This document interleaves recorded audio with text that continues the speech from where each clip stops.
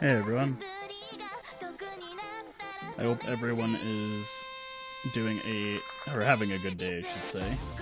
Doing a good day. Oh boy. Let's see. Obviously, of course, I come back and doing a proper stream, and I just get scuff. Like, that's it. Oh shit. Just unadulterated scuff.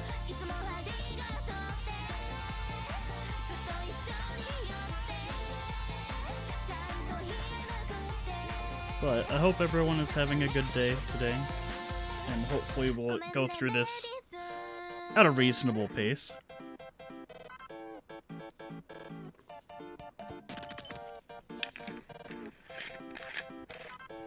But for the most part, just a quick rundown of what I'm going to be doing on the stream today.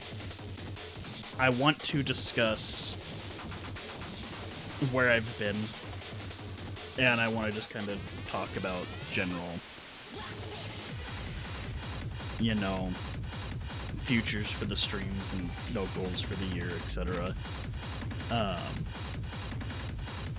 Pretty basic stuff, I would imagine, and I'm hoping everything is working. I know I have chat overlay on there. I don't know if it's going to appear. I haven't had a chance to actually test anything for the most part. So, we'll go ahead and just get into it today.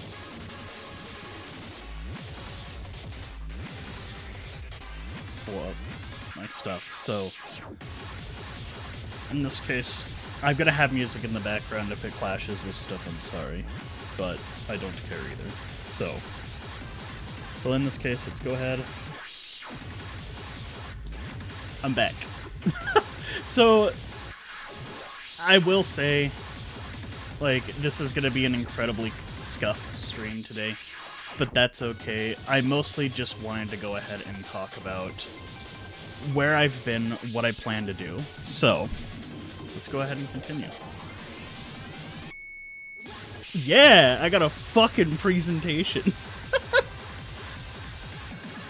Yeah, you know what's really funny about that, Jer? I get to talk about that today. I have all of the pictures. I literally spent like 3 or 4 hours yesterday organizing every single picture for this stream today. So we're going to be going through all of them today. I went through and edited a bunch of stuff, so it shouldn't be that bad. But we'll get there. So, where have I been? A lot. For the most part, there's a few things that have happened. Burnout, life changes, and I'm mentally ill.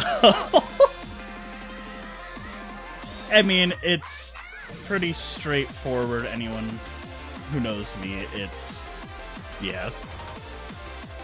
I had not uploaded them yet. I was gonna upload them after the stream. I mean, for one, it's a lot. I took out quite a bit of photos that were like duplicates, or like I had our faces in them. I went ahead and removed those so they weren't on stream, or at least I edited our faces. So, but in this case, these are the 3 things I want to kind of just quickly jump through, discuss, and let you know what's kind of going on. So, let's start off with creative burnout. The biggest thing is, I was making YouTube videos and streaming since about 2007, so when I was about 7, 8 years old. I made... I guess I would make me like 9, 10 actually, something like that. I've been streaming and recording and making videos and everything for a very long time. I mean, I used to stream on Justin TV, if anyone remembers what that was, before it was rebranded over to Twitch. And as for like YouTube videos, I was making YouTube videos since forever. Like, I remember my very first like video and how scuffed it was. It was basically me recording using my laptop that I had at the time and using it to record my cousin who was living with us at the time, his PlayStation 3 on the TV using that webcam. and it was Need for Speed Pro Street. I tried looking for it for the stream so like you could watch how scuffed it was. Can't find it, but there's some old videos on my current channel on YouTube that you can go back to and see how those kind of looked. However, I've lost that channel, but know where it is. Now, during high school, I did take quite a few elective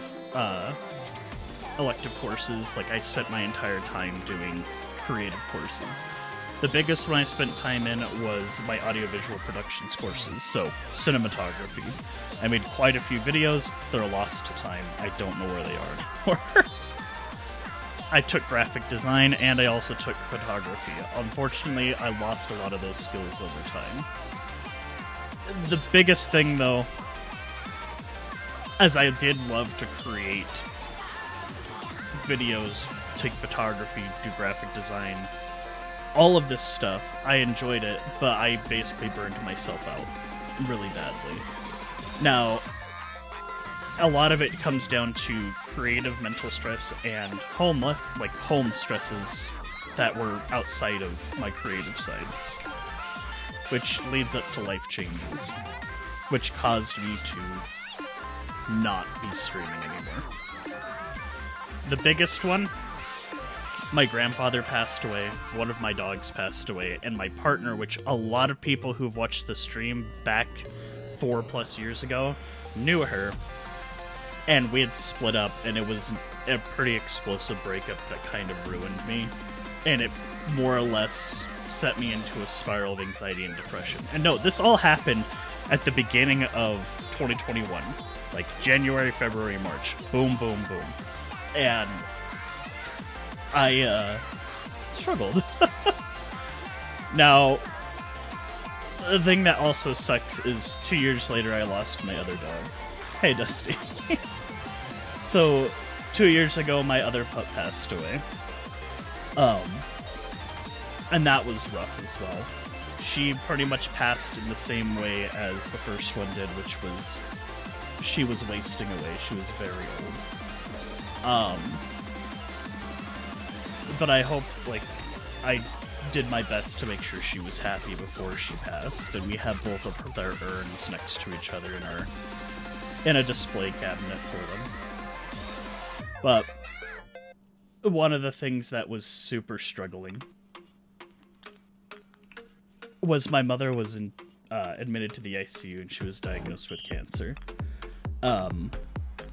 A lot of you knew this, because I've discussed it with a lot of people who were close to me. Essentially, in May of 2024, my dad took my mother into the ER because she was having stomach pain. So she goes to the ER in the middle of the night, and they say that they can't really take care of her because it's something to do with her pancreas. We just don't know what. It would be best for her to be admitted to the hospital. So they admit her into the hospital. Then within under 24 hours of just being in the hospital for the ER, she was sent into ICU because she had gone completely unconscious and her body was shutting down. After about a month in the hospital and about 2 months for recovery, we did find out what the cause was. And it was cancer.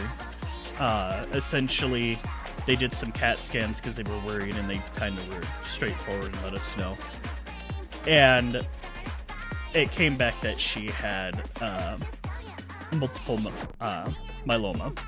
To kind of give a quick rundown what that is cancer of the plasma blood cells in your bones, in the bone marrow. And essentially what caused her pancreas to fail was a high amount of calcium in her bloodstream and an excessive amount of this cancerous plasma that attacked her pancreas. And yeah, now she is in chemotherapy now, and she is doing very well. And we're still waiting for the transplant surgery to be scheduled. We just don't know what that's going to be. But with all of that said, that did take a lot out of me mentally and physically. And a lot of the focuses in my life have changed, especially since my mom was diagnosed, which is to be expected. And I've changed a lot of my life balances, so... But the last thing I wanted to discuss was mental illness, and of that. Now, during those years, these last 4 years, I went ahead and decided that I wanted to go see a therapist. Because, obviously something was wrong, and I didn't know what it was. So I went ahead and went to seek out professional help. Ultimately, though, nothing was working. Between cognitive behavioral therapy and medications, nothing was working, and I was diagnosed with severe anxiety and severe depression. However, the problem that I had with this diagnosis is neither of them were actually debilitating in, like, my day-to-day life, right? So, I could function perfectly fine. There would just be only some days where I would be overwhelmingly sad, where I couldn't be happy, and I just kind of felt neutral. But then there were also other days where I would be really happy, so I wasn't sure what was going on. And then as for anxiety, it didn't make sense either, because it only happened when I was pressured, or like being put under pressure by something, whether it be by myself, someone else, or a situation that I was in. But the most common place that I was dealing with these anxiety and panic attacks was when I was in a stressful workplace environment. Example, when I was working in a restaurant, in the kitchen. Hey, Shizuka. Thank you for joining in. Appreciate it. So, like, I would essentially, anxiety, if you get overwhelmed, you go into fight, flight, or freeze, and I went into freeze. My brain would shut down, and I couldn't do anything. Well, I eventually vented to some friends, and one of them, who I vented to, studied psychology in college. And we kind of got to talking. He asked me, did I have ADHD, or attention deficit hyperactivity disorder? I let him know I didn't know, because I physically wasn't bouncing off the walls, so I didn't know. And he told me what ADHD was, and I went, okay, that kind of makes sense. So again, I went ahead and seeked out for more assistance, because I needed to get another diagnosis. Which, again, anyone knows anything about getting help, it's not easy, and it takes a lot out of you. So, I went ahead and was going ahead and seek out to get an ADHD test done. Get a diagnosis, or be told that I'm insane, right? So I went ahead and spoke with 4 therapists over the course of several months, and all of them said that I could not have ADHD, because almost every one of them said that I was too old to be diagnosed, or if you did have ADHD as a child, you would grow out of it. And during my research, I knew that wasn't true, because if that was the truth, then it didn't make any sense for me, because then why wasn't I all of a sudden better? Why was I still struggling? It didn't make sense, right? So, every time someone told me that I couldn't have it, after a few sessions, I would go find a new therapist. And I jumped between therapists. And then I found someone who said that I was on the fence about it, but still didn't think I had ADHD. After about a month and a half of talking with her, I demanded that I wanted to see a psychologist to have a test done. So I did. She booked the appointment, and I went to that appointment. So that doctor that I went and saw, super great, I loved her. I still talk with her. I see her every month to 3 months, depending on how I've been dealing mentally with things. And we took the test, and it took about 45 to 60 minutes, somewhere around there. A lot of questions digging into past things that I did that would get me in trouble or were seen very inappropriate at that time. And at the end of the test, I asked to find out what the results were, and she said she didn't have to do anything. And said that I had basically mixed type or inattentive hyperactive ADHD, with a heavier emphasis on the inattentive side. And just for context, if you do not know what ADHD is, or what we mean by types of ADHD, there are essentially 3 types of ADHD.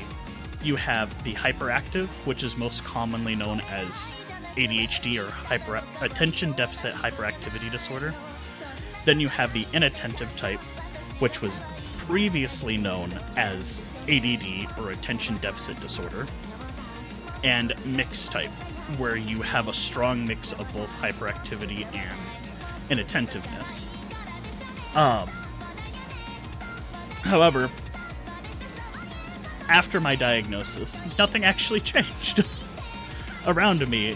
Just things that I knew and things that I felt changed. After a few months of trying different medications, we eventually put me on a stimulant medication that helped. And I've been taking this medication for about 2 years regularly. And it's helped a lot. It's genuinely helped so much. Now, I do encourage, if anyone feels like something is wrong and you can't pinpoint an issue, to seek out professional help. And if you don't agree with them, try seeking another professional. Now, that professional may be telling you that you are not right, but you have to do a mixture of your own research and understanding of things, as well as talking to professionals on why you believe certain things and why they mesh and how you feel about them. Don't jump into it thinking that you were right. The only reason why I had a feeling was because I was diagnosed with ADHD and depression, and those are symptoms, or yeah, they are basically side effects or symptoms of undiagnosed or underdiagnosed ADHD. So be prepared to be rejected and things like that. But also be prepared for people to believe that you are wrong outside of the medical professional. It took a very long time before people in my day-to-day life believed me that I had ADHD. And I had a name to what was going on, but still people would just say it was an excuse. So be prepared for that. But it's done wonders for me, at least. But it's time to talk about the future and why I'm actually even doing this stream today. Now, as some of you know, I used to stream a lot. 4 to 5 days a week or more for 4 to 6 hours a day. A lot of people remember that. That was a long time ago. Now, I do want to come back to streaming because I do miss the interactions with people online, and I wish I could have those interactions back, because that was the reason why I streamed, was the community and the fun behind it. But I'm also doing this stream to be held accountable for those things. I want to have my community of people, and the people who enjoy watching me, and my friends and family around me, push me to keep streaming. So I want to discuss the goals that I have for this year. Now, while it might not seem like a lot, I want to stream for at least 180 hours or more in the year of 2025. It's the future, son. Oh, man. Now, I want to stream for at least 180 hours or more. And the reason why I want to stream that is that's approximately 3 to 4 hours per week. Now, that also includes giving myself days off for taking care of my mother or my grandmother, for anything that they need assistance with. But it allows me to also take trips, to do things, to also give myself breaks from streaming and breaks from life, and still be able to come back. I don't want to allow myself to burn out again. And if I start to up the amount of times I stream, because I'm a lot more flexible with it, I will do so. But I'm not going to guarantee it. So 180 hours, basically 2 days a week, 2 hours per stream. I think it's completely reasonable, but we'll see. Now, I also want to gain at least 1,000 followers between Twitch and YouTube by the end of the year. Now, as of yesterday, when I was calculating all the numbers and getting, like, finalizing this presentation, I went ahead and realized that I have 494 subscribers on YouTube, and I have 190 on Twitch, so that makes about 684, leaving me with about 316 followers in total to get. So if I did like 1 follower per day or like 3 to 4 followers every stream, that's very possible to do. It's just going to be a matter of streaming more, coming up with better ideas, and going from there. Another thing I want to do is I actually want to collaborate. My cat's doing shit. Anyway, I want to be able to collaborate with other live streamers. If anyone who watched my previous stream knows, I've never streamed with anybody before. In terms of, like, an actual collaboration with someone who also streams too. I've never done that. I've streamed with friends who are not streamers and played games, but never actually streamed with someone else who was streaming at the same time. And I would love to do that, so I want to be able to build up a reputation that I am reliable, so I can actually make those contacts with people and reach out and see if I can get them to stream with me. So, and also, too, I've made a little bit more connections being a viewer, because in the last 4 years, I spent more times watching streams, so we'll go ahead and do that. Now, also as well, I want to try new games, and I want to do new things for the stream. Now, what I mean by that is I don't want to play what's been in my normal rotation of games. I've been playing a lot of Sound Voltex and Risk of Rain 2. Now, while those games are great, and I will still stream them, I don't want to make that the only games that I play and only things that I do. Now, I also do want to do some non-streaming content, like just kind of vibing, chilling, talking with you guys, and doing things like building Lego sets, unboxing of figurines that as I get them, and showing off new ones, you know, doing a relaxing, like, cleaning stream, because figures get dusty. You do have to clean them regularly. But I also want to get into console restoration, do more 3D printing, and things of that nature. So I do have a lot more ideas, but I also do want to get more input from everyone else as well on what they would like to see. Oh god, Juicebox meetup. We'll see about that one. Dusty mentioned. Oh my god. And yes, Jaren, new games. If you send me more, I'm going to end you. Anyway. So I do want to also see what other people are interested in and have me do. I ain't paying for a hot tub, brother. Now, there are 2 more things that I do want to discuss that are not related to the stream, but I want to bring them up for accountability. I want to be eating better, which essentially just means I want to make 2 home-cooked meals every day. Not really hard to do. I eat out a lot, unfortunately, and I eat a lot of... lack of a better word, I eat like shit. So I want to be able to do that and help myself lose weight, as well as I want to at least take 2 days a week to just go outside, walk for like 15-20 minutes, and then slowly build up, you know, where I'm walking more often to eventually where I'm jogging and building cardio. There are other things in regards to the exercising stuff, which can be stream ideas, like I have a DDR dance pad. Some Lonesome Gungeoneer. We'll see. Doing a camping stream would be fire. That would be expensive shit, though, but we'll get there. Now, I want to let you know, how will I achieve these things? As mentioned, I will stream a minimum of 2 days per week. Also, every stream will be scheduled ahead of time.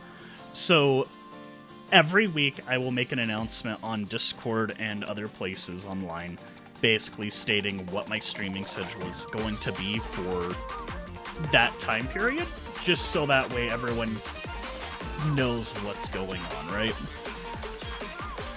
I want to be able to just...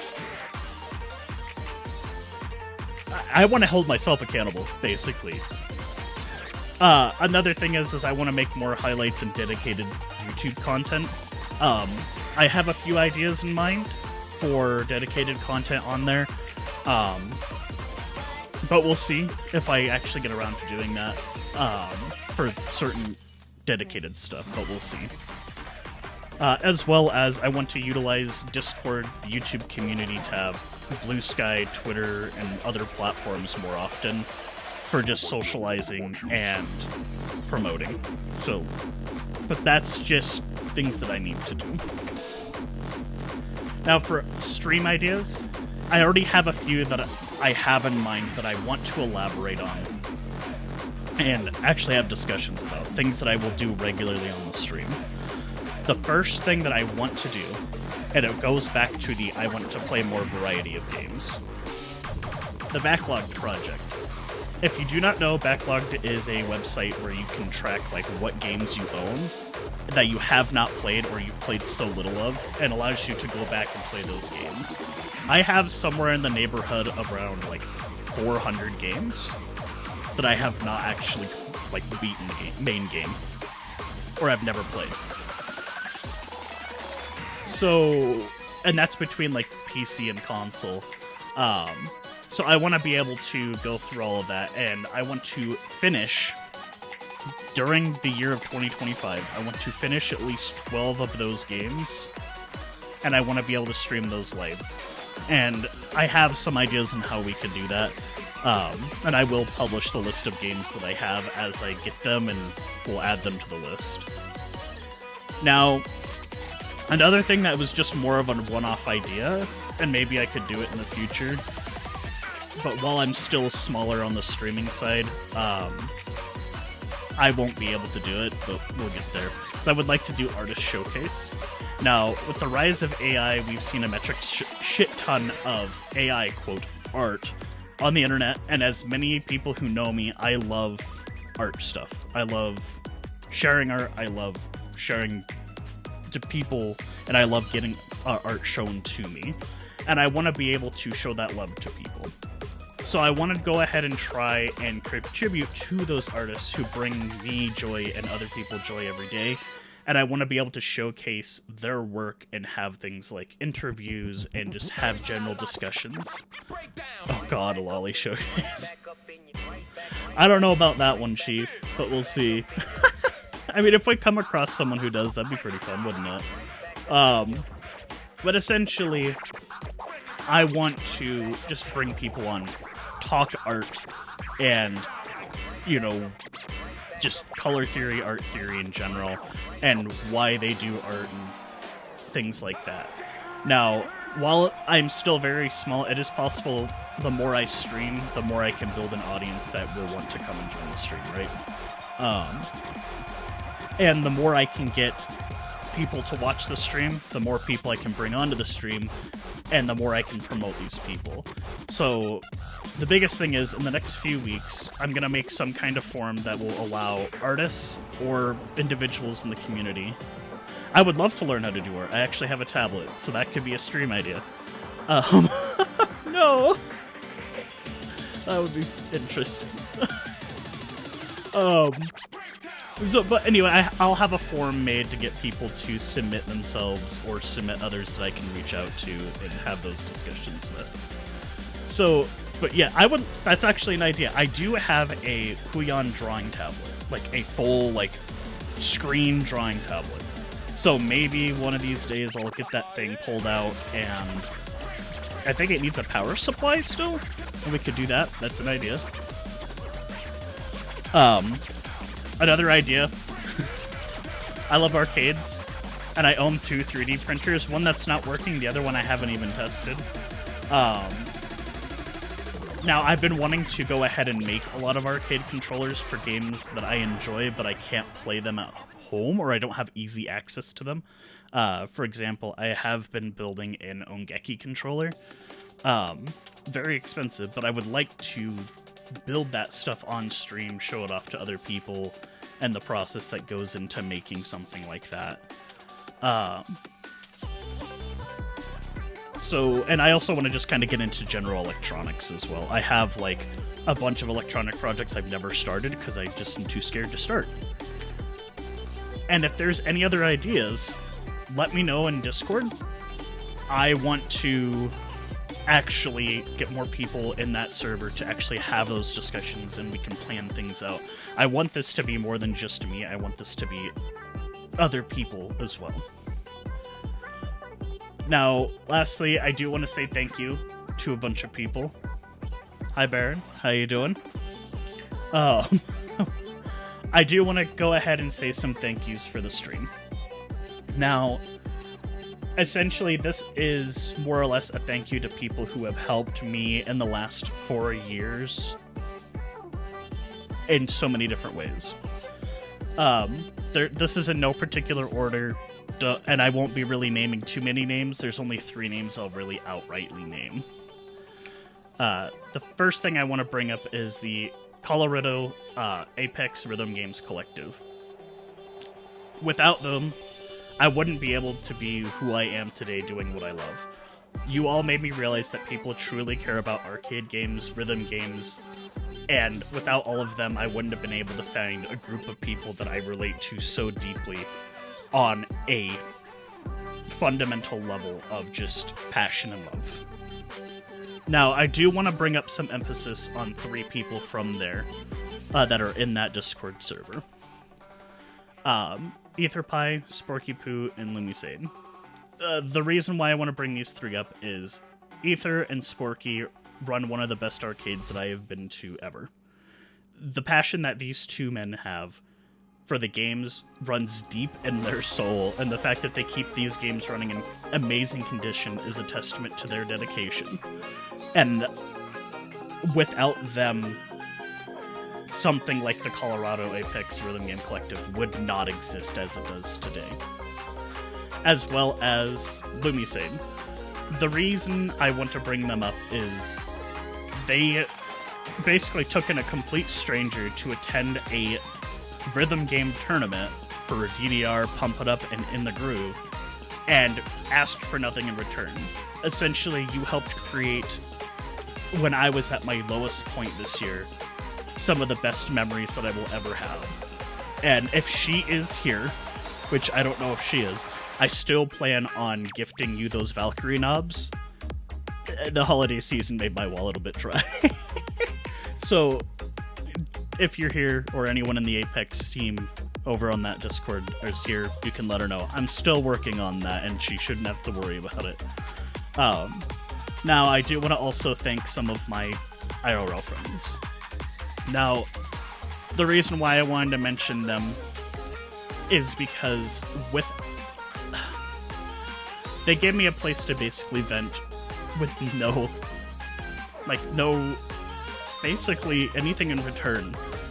Now, while I haven't been the best person to every single one of you, you've always had my back, and I hope you all know that I'll have yours. And I hope to just be a better friend to all of you. And if your icon's on here, you guys probably know who you are. As well as to a few of my online friends. The reason why I have to thank all of you is because you allow me to be myself unapologetically, and you deal with my bullshit. And with that, I have to thank you all deeply for it. As well as my current partner. She has been basically sticking to me during my darkest times when she had all of the opportunities to leave. We had started dating, and then my mother got into the hospital. Like, not even a few weeks after we had started dating.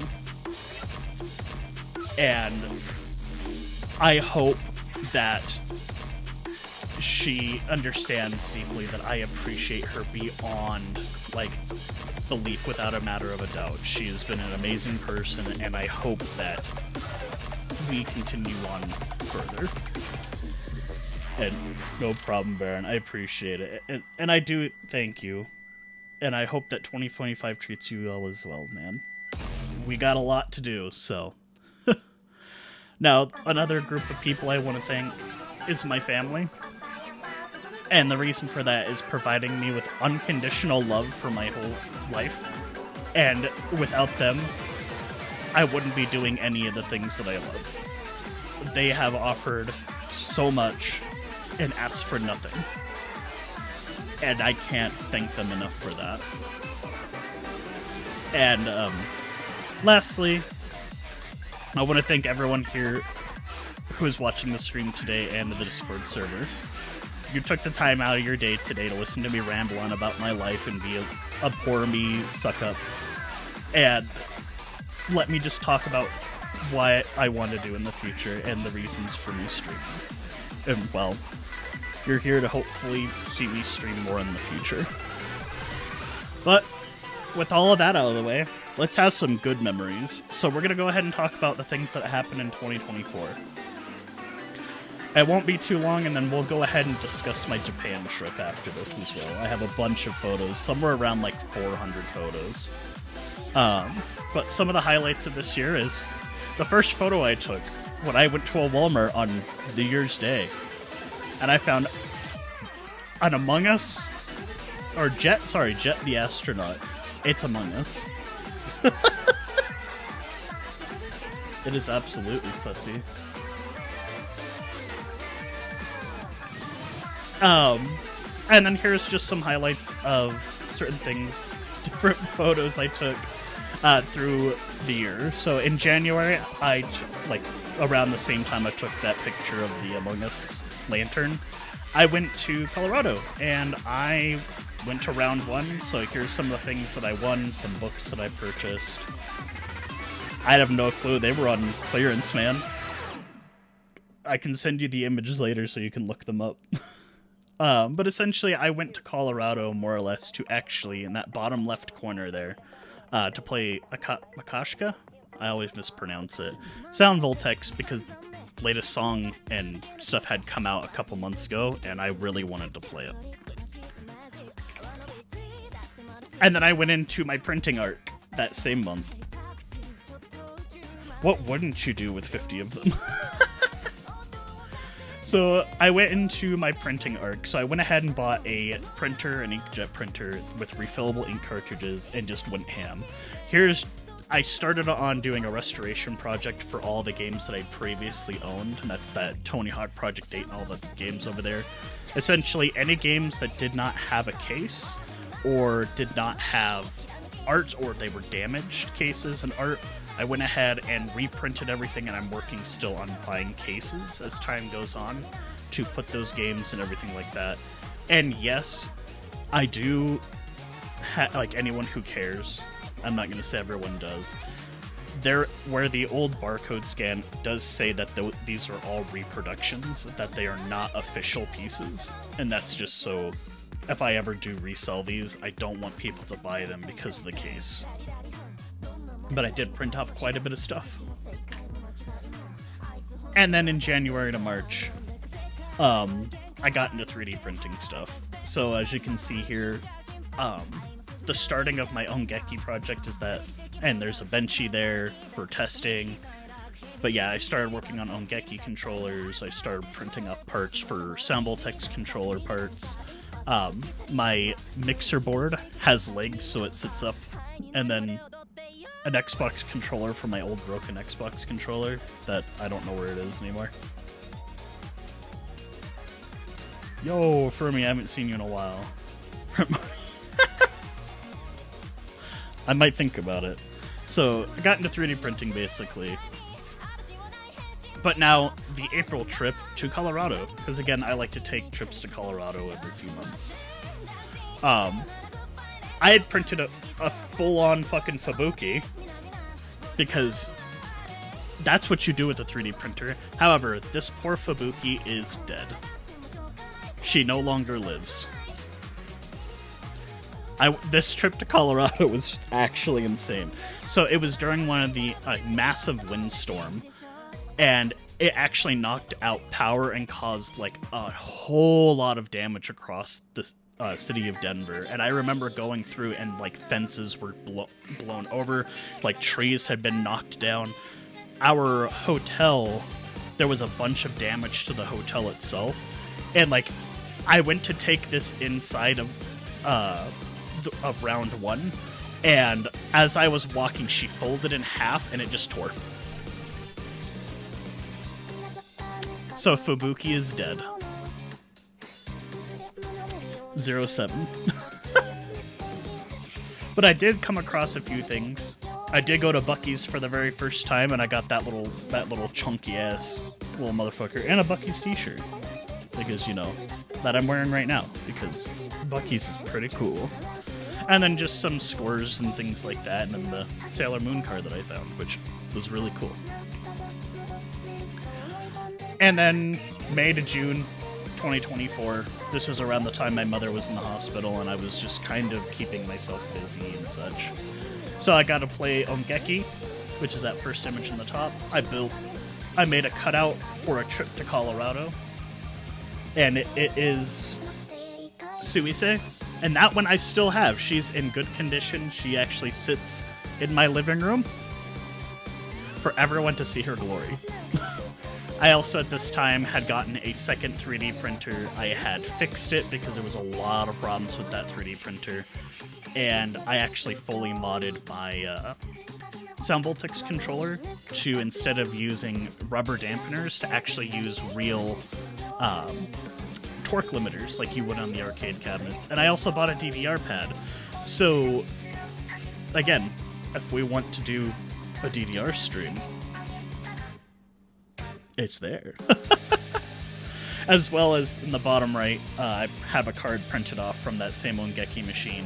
By the way, this Ongeki cab was also at Soft Landing Arcade in Colorado Springs, Colorado. This is the location that is owned by Sporky and Ether.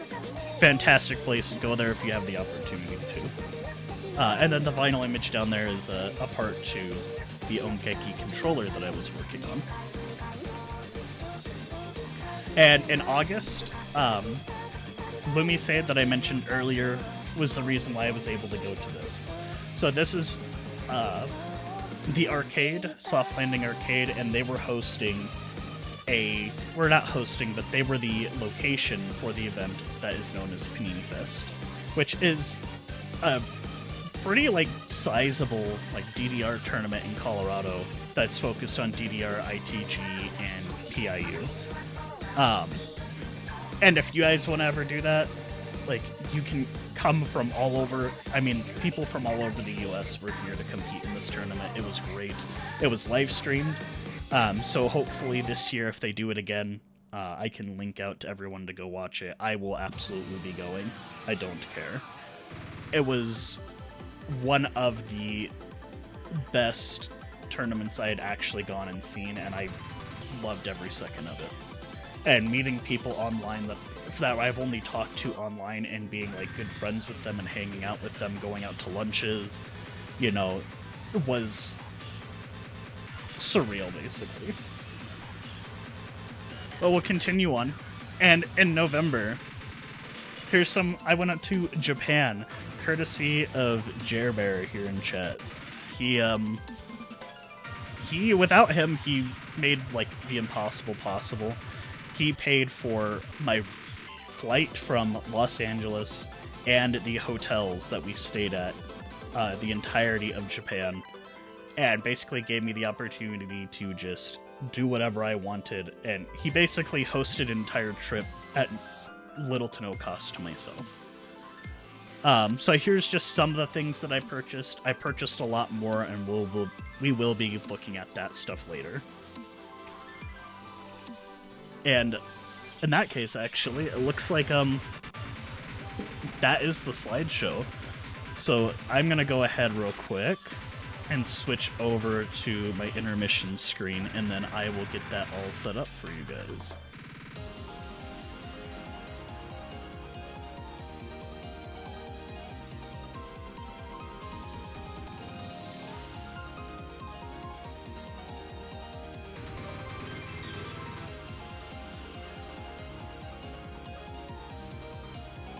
I forgot to add my mic to the intermission screen. My bad. Okay, so let me go ahead. We need to go back to this.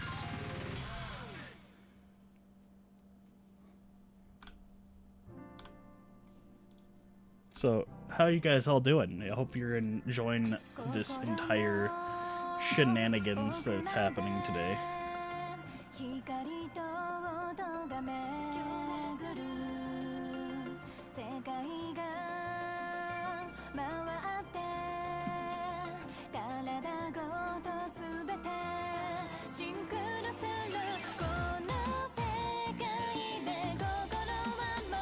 Oh no! I'm sorry, Jared. Farrah, no. Not the sickness. Oh yeah, I forget sometimes that playing the lesbian Hoyo game. Aren't they all? Dusty is in the Southern Hemisphere, so it's summer for them.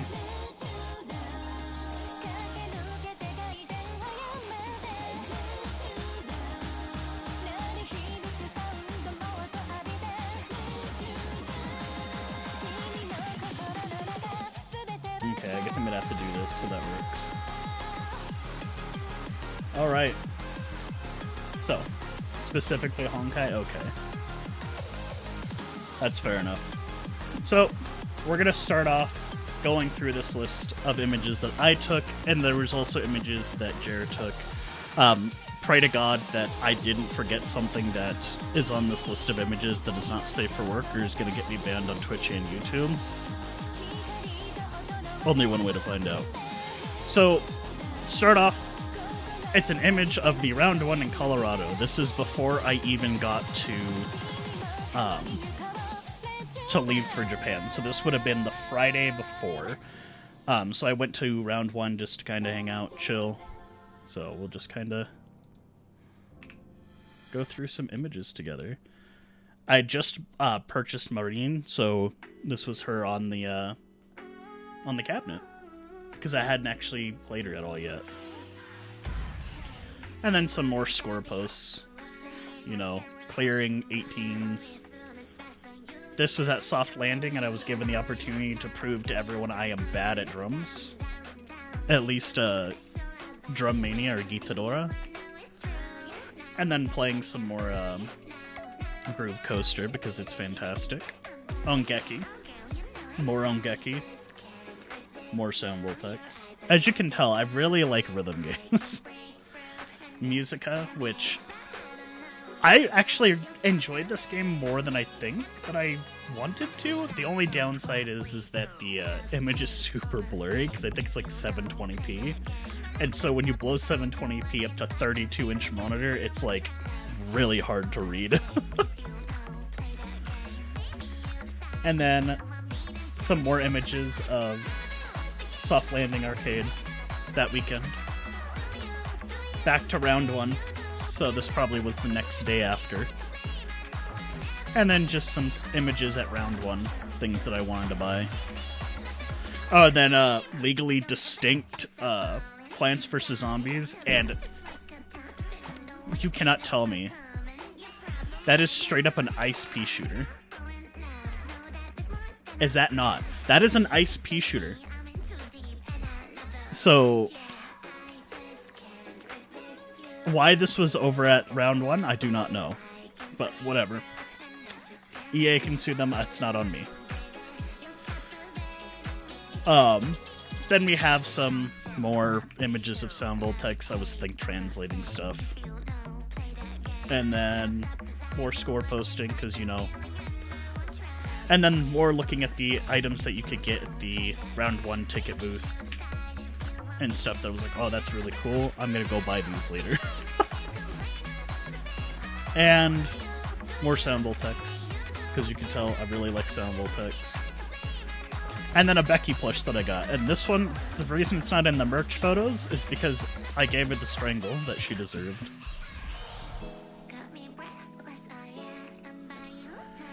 And now, this is me on my way to Japan. So I'm currently in DIA, just waiting to go to Los Angeles. So these are just photos of the Denver International Airport. And it's huge. And impressively clean, just massive. And, like, I'm not even in... This is not even the first terminal. I'm just in the main building for getting in and out of the airport. There's multiple wings that you have to take a train to get to. Like, down on the floor there, that's where a train runs from all the different gates. And so, like... This is the C lane, right? So this is the C wing. You get off the train, you can either go one direction or the other. They're about the same length, and it takes like 20 minutes to get all the way down to one end from the train. This place was huge. And obviously multiple floors, so it's massive for an airport. And I believe this is my flight from LA. This is the flights that Jer and I took to get to LA to Tokyo. Well, Narita Airport specifically. I will say this, LAX sucked, and if there was one thing that I can change is I will pay for a hotel room, Jer, just so I have a place to sleep if we're going to have a long layover. That fucking sucked ass, dude. Because I think we had, like, what, a 13 or 14 hour layover, and we couldn't, like, do anything except for, like, sleep on these really, like, uncomfortable benches. And we had been up, like, for hours at that point. It was... Yeah, and that is a pretty view. But yeah, no, that... Ugh. And then the flight to Japan was rough for me because I had never... Yeah, I think next... The only reason I didn't want to sleep on the floor is LAX is fucking gross. Was it about 10 hours-ish? It felt way longer than that. And I got little to no sleep until we actually landed in Tokyo, so, like, I had been up the night before in Denver and basically was up for, like, 36 hours going to Tokyo. It was awful. But, so, this was on our way over, and just kind of pictures of the screen. More pictures of outside the window. Very nice. There was frost on the window, which I thought was kind of cool, because I'd never actually been on a plane this high up in the air.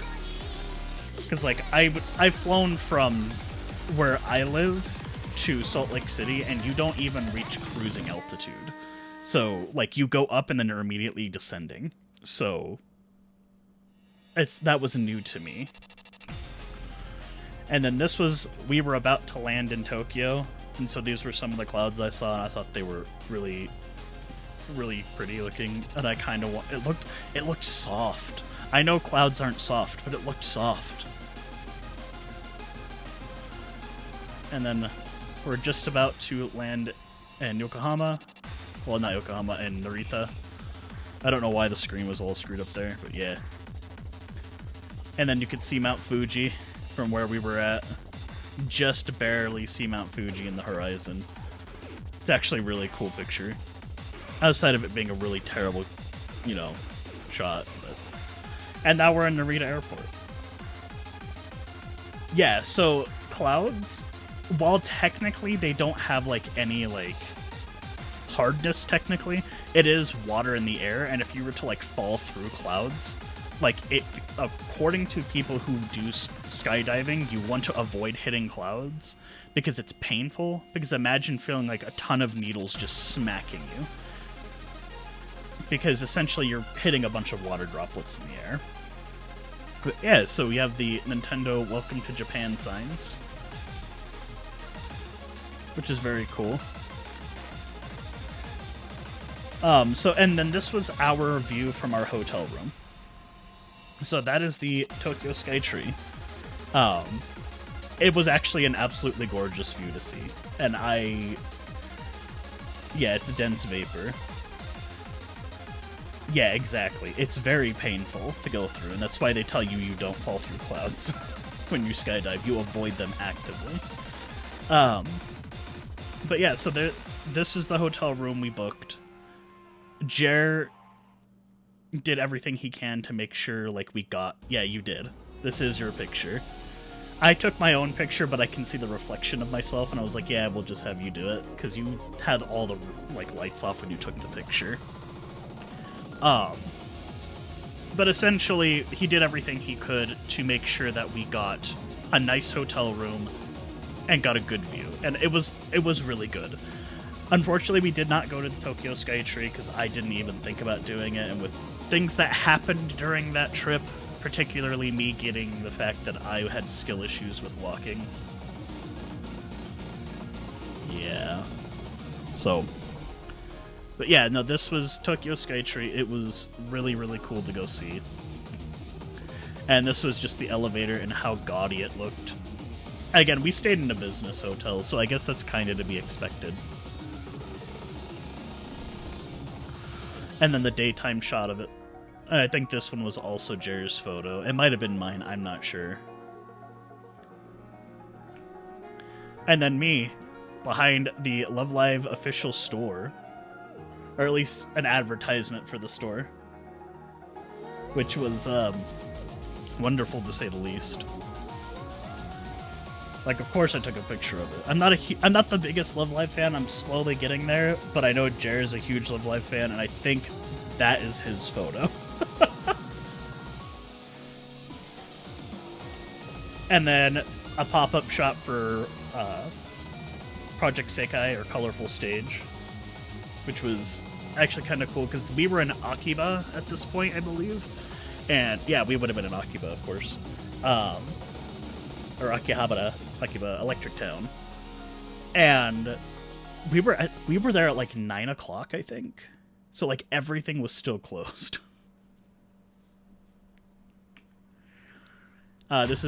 We went to Don Quixote in Akihabara, and this was some of the elevator images, and I'm terrible at taking pictures. Some of Jer's images, my image, blocking out Jer for, sake of being nice. I'm like that. More images of our favorite Vocaloid friends. Some Blue Archive merchandise. So I guess I should give context. Don Quixote in Japan is a discount store. So like all this stuff is like officialized merchandise that isn't sold anywhere else because it was taken off the shelves. Don Quixote buys all of it and then sells it again at a discounted price. So this stuff is all on sale technically. I mean, we had Bochi the Rock. This is the Nikkei section that has, got some... I'm assuming either these are... these are clear files. We have some stickers. Some acrylic stands.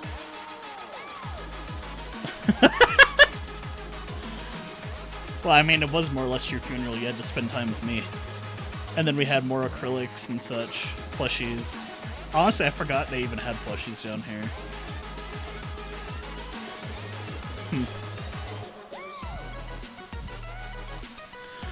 No, they don't sell this stuff at a loss. So essentially, companies, like, the way that it more or less works, from my understanding, is companies will buy, originally will buy stock to sell official merchandise, right? And then when a certain event enters, they have overstock. Usually those companies will either sell them to another company at around the cost that the item cost that first business, or sells it back to the manufacturer, which is not uncommon. And then they will sell those items to someone like Don Quixote, and Don Quixote will sell them at a severe discount because they can get it for really cheap. So that's more or less what this is. That's how discount stores work. And then more Nikkei acrylics and such. Satoa Gojo, and I took this one specifically to spite some people in Discord because it was funny.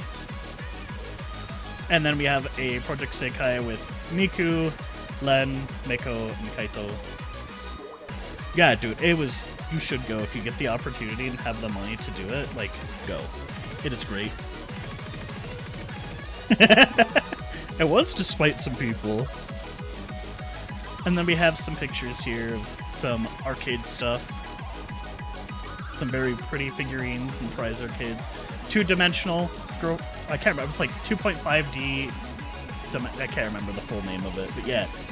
I was actually didn't realize that it was actually getting an anime, and so there was a bunch of merchandise for it being sold. Some advertisements in Akiba. I tried, I could not find it for the life of me. I don't know where, like, this specific one here for Blue Archive changed to a different one for Blue Archive, like, halfway through our trip. And I couldn't find it. I couldn't find pictures. So this was my picture of Ina, and then I think Jer has his own picture of Ina. And this was inside of Ame Ame. Which, we were like, damn.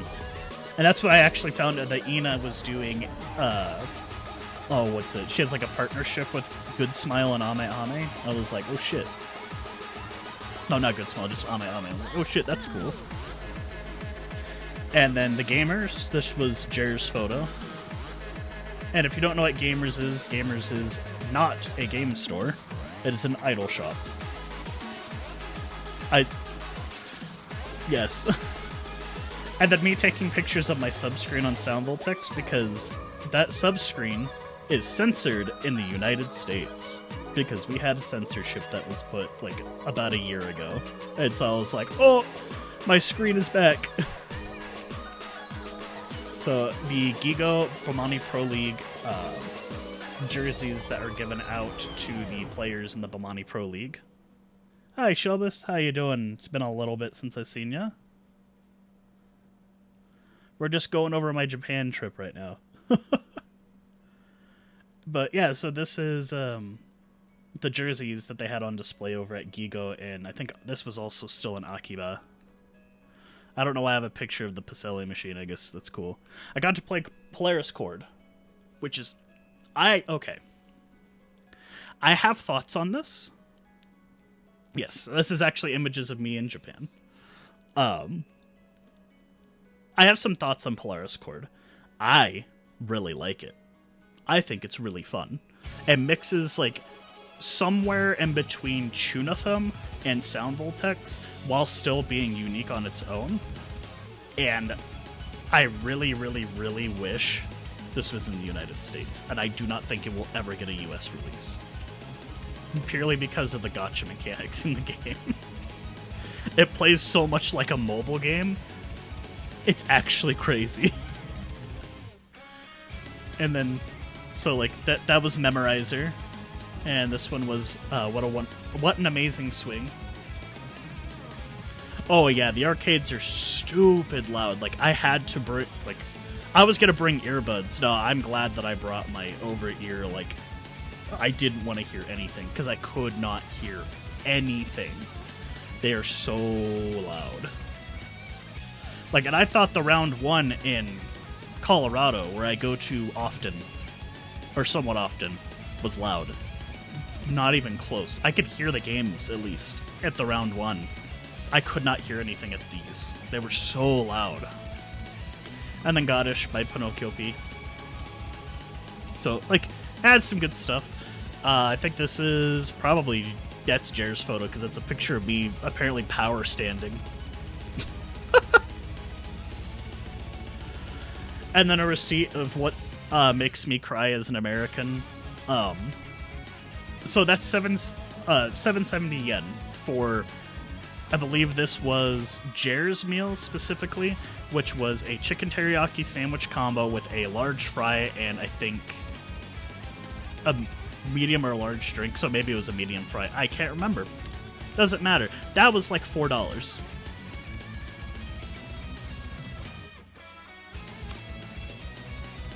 I couldn't dream of that in the United States. If I were to get that exactly in the US, that would... Medium Coke, large fry, okay. Yeah, so if I got that here in the US, that would be about $7. $8. It's stupid. And I cried internally, knowing that I had to go home. Ugh. And then, my meme photo of the trip. Fear and Hunger 2, Termina. I thought it was really funny. I thought it was absolutely hilarious. Jeremy didn't think so much. Because I had a Wojak face, I was like, oh! Pointing at it. He did not find it as amusing as I did, we'll just say that. And this is definitely a Jer photo, so I'm assuming this is inside of one of the train stations, because it looks like it's inside one. Exactly, based. This is definitely a Jer photo, so this must have been right down the street from Tokyo Skytree. Another picture. I think this one was mine that I sent to my mom. Now, this right here, we're in the book off in Kyoto. So, we took the train, went to Kyoto, because we were doing multiple things on this trip. But we were there a bit early to go to something we'll talk about here in just a moment. And I found this for $4. It took everything for me not to just go figure buying. Like, I almost bought so many figures here. But I only bought one. And the only reason I bought her was I think she cost $2. Like $2 or $3. She's missing her base. So I figured that would be one of those things I could learn how to do on stream, is make a base for her so she can actually stand properly. Yeah, so 500 yen, so about $3. So yeah, I got her for a steal and I was pretty happy. But I didn't buy her then. That's the reason why it's still in this photo collage. I took these photos and we had to go somewhere else. And then there's more figurines. These are the ones that did not have a box or they were damaged in some way. Also, in the book off, I found a Wii U for $40. I did not buy it. Yet. Because we needed to go to the Nintendo Museum first. So, about 10 minutes of walking down the road, about 15 minutes from the station that we were at was the Nintendo Museum. And here's just, I didn't take very many photos of the museum because I was more caught up in just doing stuff. It was fun. Like, this was like a batting cage. And I only censored this person because I asked their permission to take the photo, and I have a video, but I'm not going to share the video. But they gave me permission to take photos. And it was fun. This was like a little batting cage that shoots ping pong balls that you could hit, and depending on what you hit, like, it'll play sounds, things will move around. It was cool. I really liked it. And I think most of these photos are going to be of Jer, going through, taking pictures of just the museum in general where we could take pictures. So, like, different controls. Like, I think this is specifically... Yeah, this is just controllers over the years. Yeah, I did get mad. We were there, and you wasted all your coins not playing games. They were fun. But yeah, we got different control schemes that Nintendo sold over the years.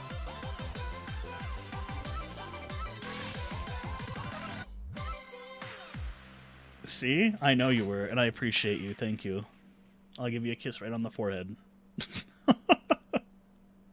And then we got more, like I said, just general. And then, so, Hanafuda cards, if you didn't know, Nintendo started out as a company that made Hanafuda cards, which is a card game that I have no idea how to play, so I did not play it. I would have bought a deck of Hanafuda cards if they weren't $30.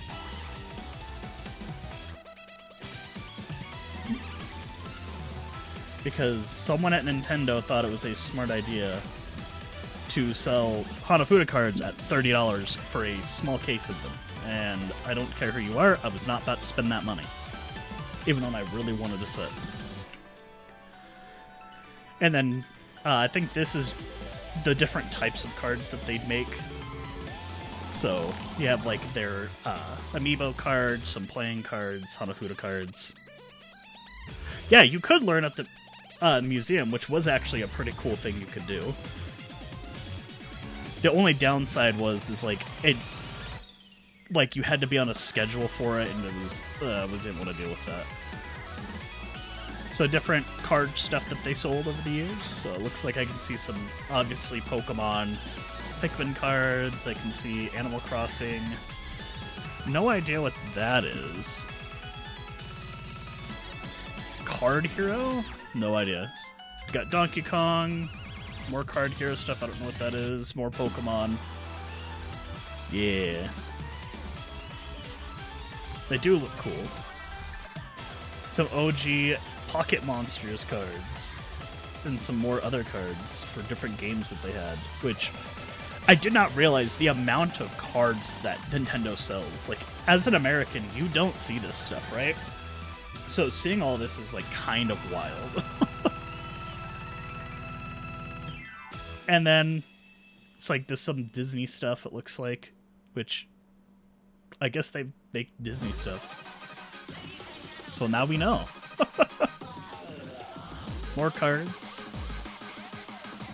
So yeah, it looks like just kind of zoom-ins of different cards that they had for different games. So again, more Hanafuda-style cards at the bottom. Some playing cards mixed in there. So the one thing I will give Nintendo is the fact that they had all of this still. Like, dude, I barely have something that I got like 5 minutes ago. Like, the fact that they have this, all of these cards still, and like all the, like they have still all of the original prototypes for stuff too. It was kind of cool. And mostly it was just really impressive.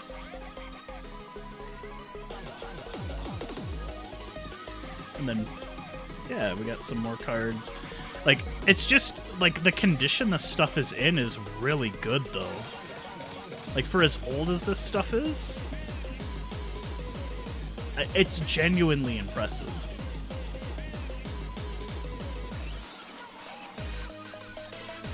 And then their toys division, when they switched over from making cards to toys and video games.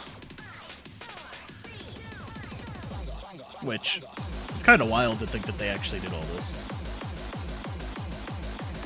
I wouldn't say that. I wouldn't say that. There was Japan. I think it's just dependent on the people, just like yours in the US. It's just, I think Nintendo just like values things very differently, which is kind of wild. Yeah, it's a succession of ideas, of different things that they've made over the years again. Which is kind of cool. More Hanafuda cards. Holy crap, why is there so many? Oh, okay, so please touch the card. I'm assuming it gave you details about the card. I would like to thank them for having a good camera on my phone. Given the fact that also these are pretty low light photos, because there really wasn't that much light. It was pretty dark inside of the building. And then light gun stuff, heck yeah, because Nintendo is known for all of that. Because, you know, Nintendo liked to make guns. And then all this stuff that they had here over where you could actually, you had a card that you were given, and I'll show that later in the merch section. I still have it as well. But like they gave you this card at the beginning that has your like me on it and your name and things like that, and you would get these coins you could use to play certain things, and one of the things they had was a bunch of different emulators that you could try.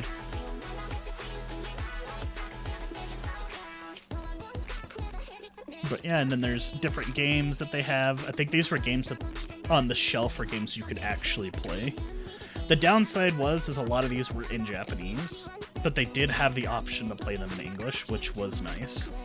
And again, these are all photos that Jared took, because I did not take these photos. There you go, we got a bunch of, this looks like Famicom stuff. Some more Famicom. There's the Famicom section. Nintendo 64. More Famicom. And then Nintendo 64 games, which kind of cool.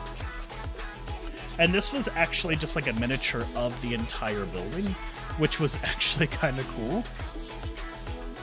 This is like, we came in from over here. This is the entrance right here.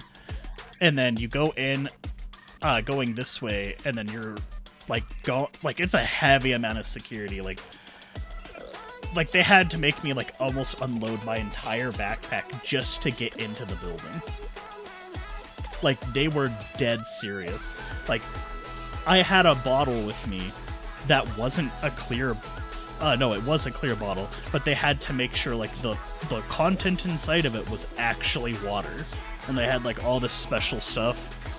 I had my Steam Deck and my tablet with me, which caused problems. So, like, they were super tight about security. So...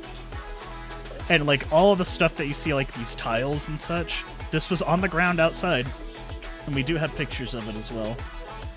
Did we get a picture of the flag on this one? Oh, yeah. These flags are there as well.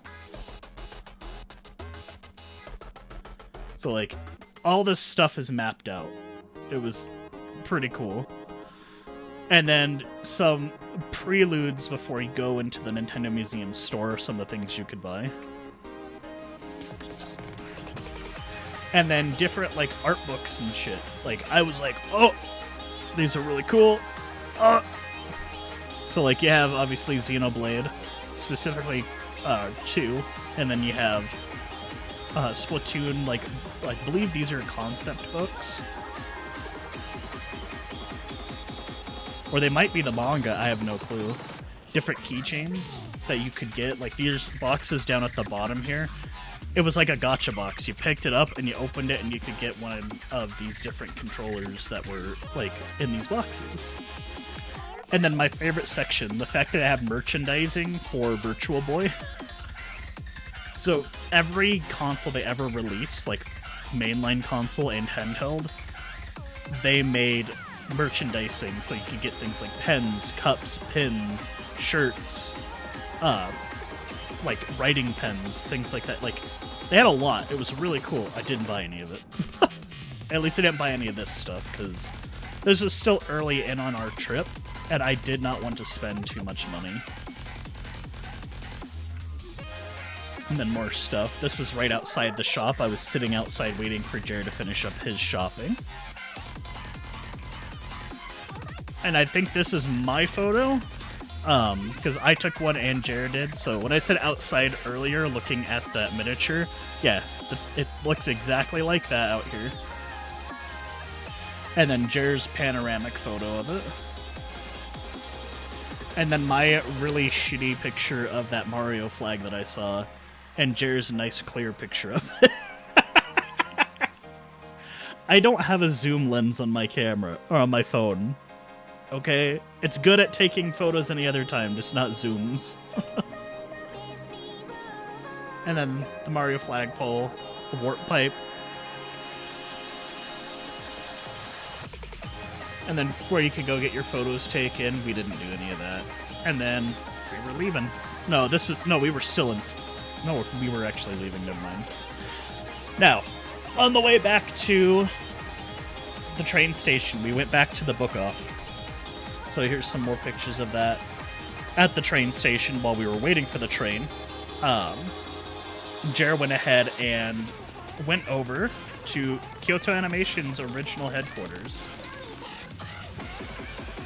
So, for context, Kyoto Animation, you know, very old studio, obviously based out of Kyoto, and so that was the building.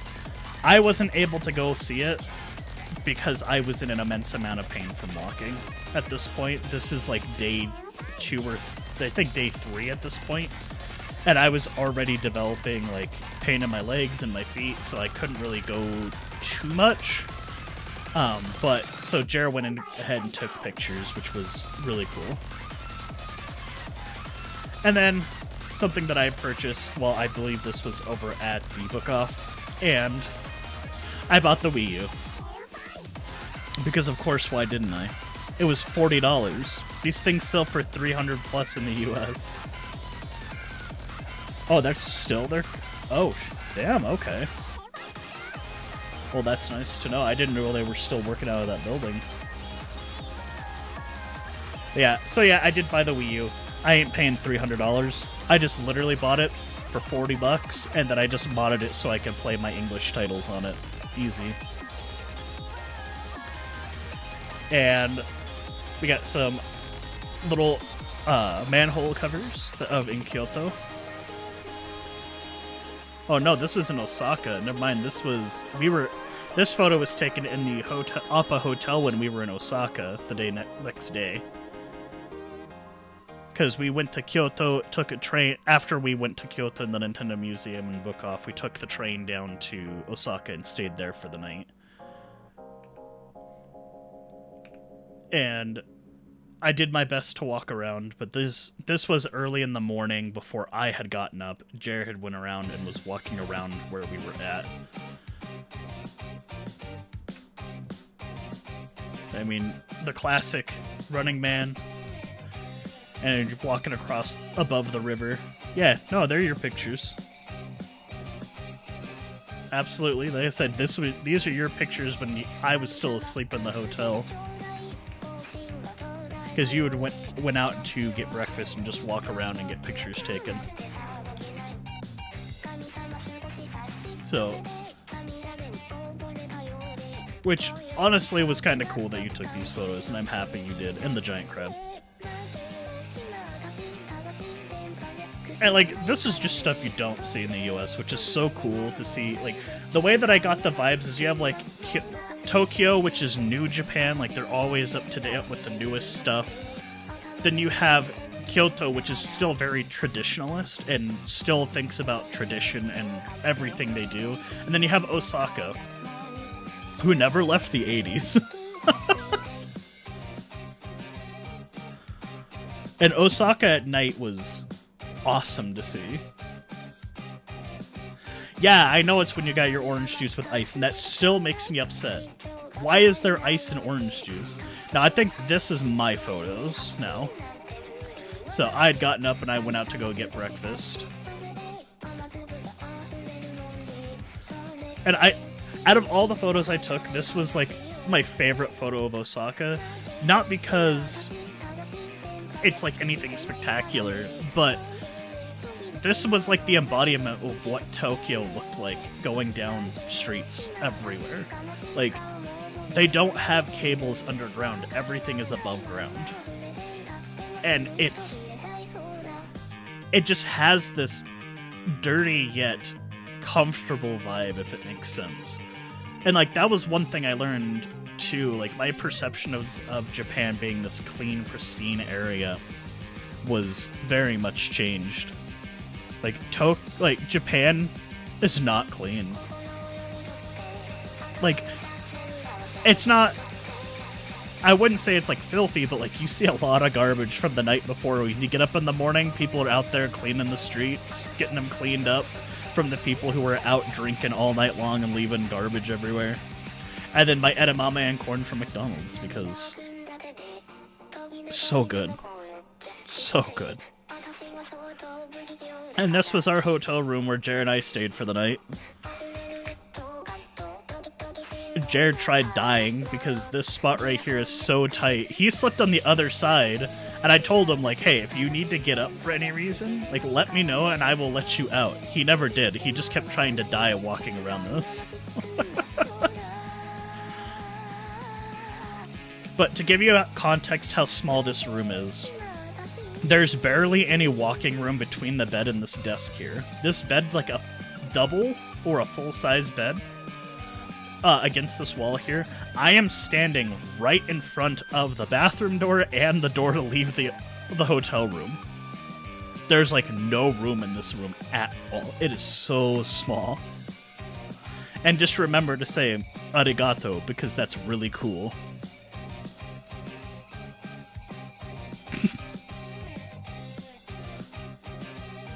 Bro, I'm okay. Like, what do you think's gonna happen? I'll just literally turn like, okay.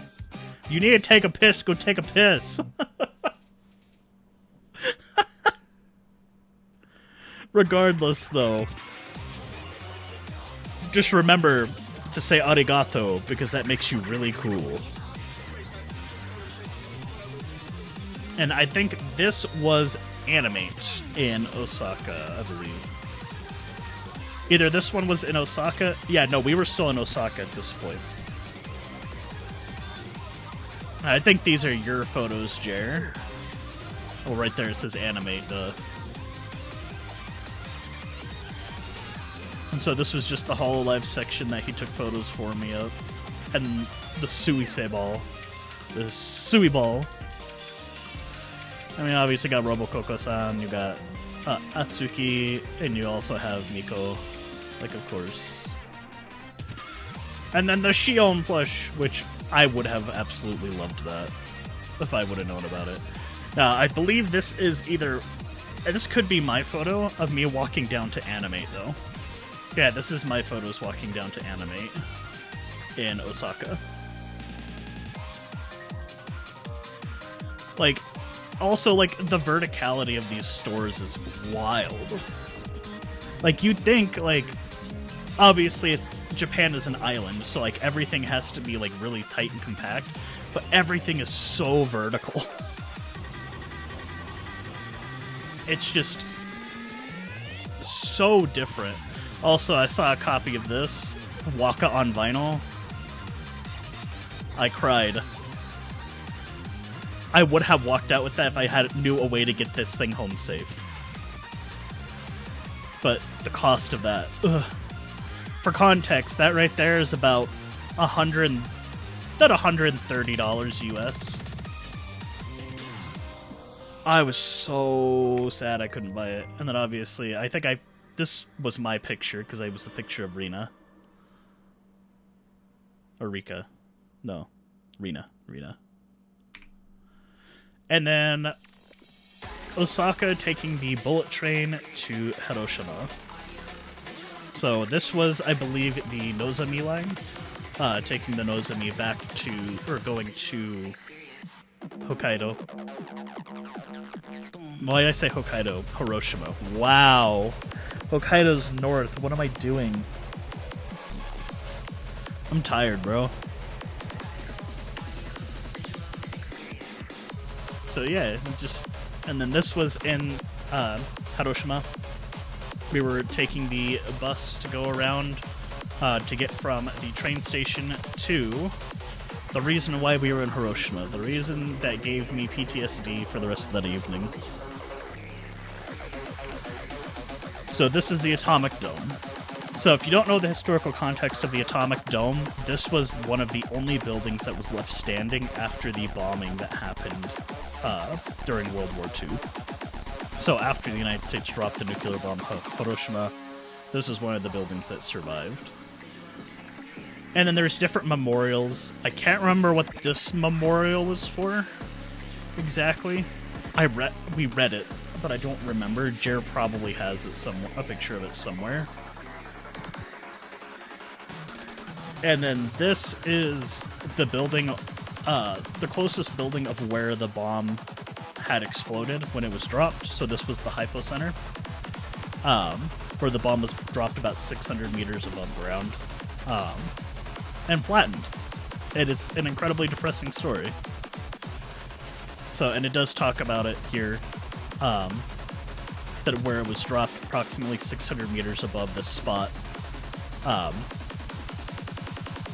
So yeah, obviously it gives you the date and time when the bomb was dropped, and then when the photo was taken, which was taken a few months later by the United States Army. Oh, it's the Peace Tower? Okay. But this is definitely depressing, but it was worth seeing. And then more pictures of the Atomic Dome, which we actually walked around the entire thing.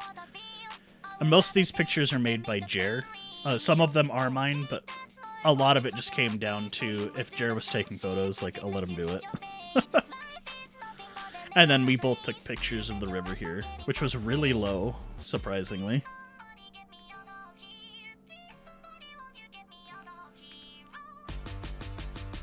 And then more pictures of the dome from a distance on the other side of the river, of course. And then we had saw the Peace Clock Tower that was erected like 20 years after the bombing. In which it's this, which is actually really cool. I can only imagine how expensive and difficult it was to build this. And I actually really liked it. And then the most depressing monument, it is the tower to remember the kids that passed away during the bombing of Hiroshima, and the kids that died after due to radiation poisoning. So, really depressing. I did not want to take any pictures of this specifically, only because I was like, emotionally I couldn't handle doing that. Also, there was a long line to ring the bell that is inside of here. It's right there. And it's more one person go up at a time to ring the bell as a remembrance, and I was not going to stand in that line because that was going to take like an hour. Now, this is a small museum exhibit that's inside of the Peace Park. There is basically the main memorial museum, and then there's this small one that does like small exhibits that changes, I think, like every year or so.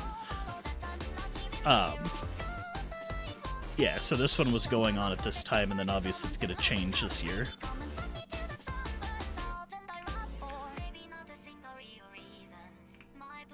And then all of these signs, as you're walking inside the building, you're going down the spiral, like, hill. Just going down towards the center of this building. And it discusses specifically the war and the dropping of the bomb and what happened during all of it. From the bombing ahead of time to the deaths that happened, who all passed away. Like, it is definitely worth a read. And then inside here, this is the Remembrance Hall. And the mural that you're seeing on the walls here, that goes all the way around, is a carving of the image that the United States Army took at the Hypo Center in November of 1945. And then there's Jerrigan. And no, the lighting in this room is awful. That's why there's so much noise on these photos, by the way. Because the lighting is so, like, not very well lit. But it wraps all the way around. And on here, so like here you can see the atomic dome. And like, again, this is amazing, honestly. But all of these lines are different important buildings, and the farther you go down this is how far away those were. And I'd have to go pull up the paperwork for it, but for each line is so many meters away from the Hypo Center. And it goes all the way around the entire room. So, like, and then the next room presents the names and photographs of individuals who died in the bombing. We could not take photos of that. It does explicitly state no photography, so obviously we didn't do photography on those. But we did get, this was my picture. So this is the image of what the United States Army had taken, the actual image. So the one in that prior room, the actual panoramic image.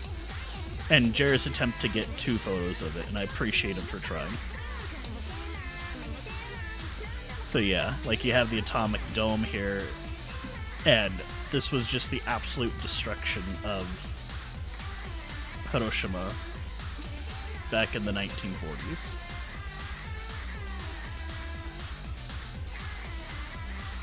It's honestly a horrifying image. Because nothing is here.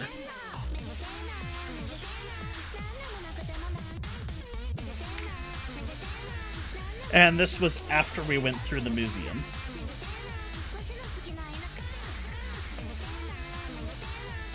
Yeah, right there. That's how I would describe it. It's like that right in between, so it was really hard to like actually get good images. And this was the bus stop that we were waiting at right outside of the museum. We were actually running late to catch the train. Or we were going to run late, so we were like, we probably shouldn't stick for too much longer. But, so this is the outside of the Peace Memorial Museum and the Peace Memorial Park. It is not a small building by any stretch of the imagination, but it was incredibly depressing. I recommend if you go to Japan and you have the opportunity to at least see it once in your lifetime, because it does touch on the history that, honestly, stuff that I did not know that happened during World War II. And the devastation that this brought, and the entire purpose of this museum is just to make sure people know the absolute destruction that those weapons do. And I was like, oh. Like, they talk about how they don't have any, like, ill will towards the United States. They just want to make sure that these things never get used again. And I commend the people of Hiroshima for that. I genuinely do. And then this was just us. I think either this had to have been the next day. I think we were back in Japan, or back in Tokyo. Because that's Shibuya, like a block away from Shibuya Crossing, which I don't have a picture of Shibuya Crossing because I didn't go there. I know, that was your second time, and I don't know how you could go back to it again. It was wild. But, so this is in Shibuya. I believe behind me, because this was my picture. Behind me is the picture, or where Shibuya Crossing was, and this was early in the morning, so like none of the shops had opened yet, so like there really wasn't that many people here yet. Then we went to the largest Don Quixote, and we went on our own, just kind of just wandering around this area, so we weren't with each other, so this is my photo of the Winnie the Pooh section of Don Quixote. And then the sign that allowed you to see the floor guide. I think this is saying 24 hours? I'm not sure. But each floor had different things you could go see and do and buy. And again, it's not... They sell just about everything. I mean, you want to go to get some tangas? You can go buy some tanga, bro. And then another sign explaining where you can go to get certain things. And more images of the elevator, because, yes. And then the gay escalator.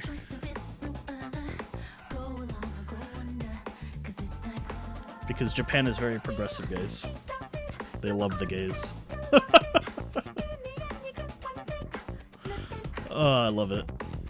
And then, yeah, the Pokemon section. Exactly. We love gay people. But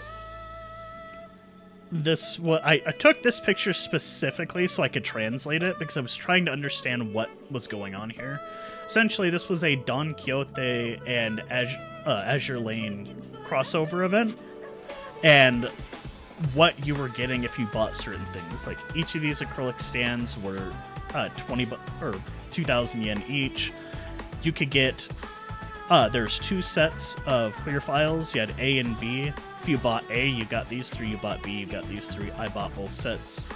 You had cards that you could get, and then just some like keychains. And then I bought the clear files, and I bought the tapestry because I thought they looked nice. And I think this is just telling you only buy one of each item. So there was a limit on what you could buy. Japan is famously known for their love of immigrants. And then a scuffed photo that my phone doesn't know how to take properly.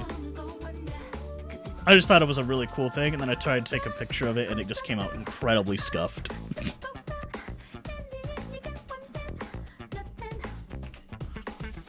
But now we're just going to the back alleys of Shibuya. And the incredible artwork that the Japanese have. The graffiti. And, like, I think this is part of, like, where I genuinely started to fall in love with Japan, in the sense of it has all this personality to it, while feeling like I could walk down the street in the middle of the night and nothing will ever happen to me, kind of thing. Like, I felt really safe in these areas, even though, like, you had a bunch of graffiti, like, sticker-bombed buildings. It was cool. Another picture in Shibuya. Really cool, actually. And then me translating and finding out this is actually like a karaoke area, so you could go do karaoke. And they had a Gigo, but it had no rhythm game, so it was sad. And then my favorite picture of this entire trip, because I didn't take the other picture because I'm stupid. So this sign had a bunch of graffiti on it, obviously, as you can tell. There is a pole, like, right here, immediately to the right of it, and I didn't take a picture of it. And it says, "Do not graffiti." I just thought it was the funniest thing, and I was like, I feel so dumb for not taking a picture of it, because it was so good.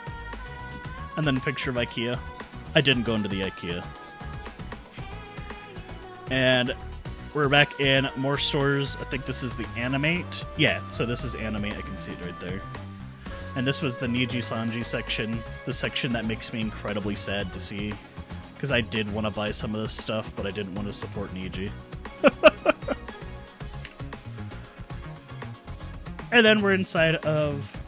I can't remember the name of the building, but we were in one of them, and you can see there's the Nintendo store. We had the Capcom store right behind me. More Nintendo stuff on the balcony of the Nintendo store, which I didn't go into the Nintendo store. There was too many people in there. You know, we got some Street Fighter. I can't remember his name. I don't play Street Fighter. I'm sorry, guys. Monster Hunter section of the Capcom booth. And they're probably talking about this because of the new release of Monster Hunter that was coming out.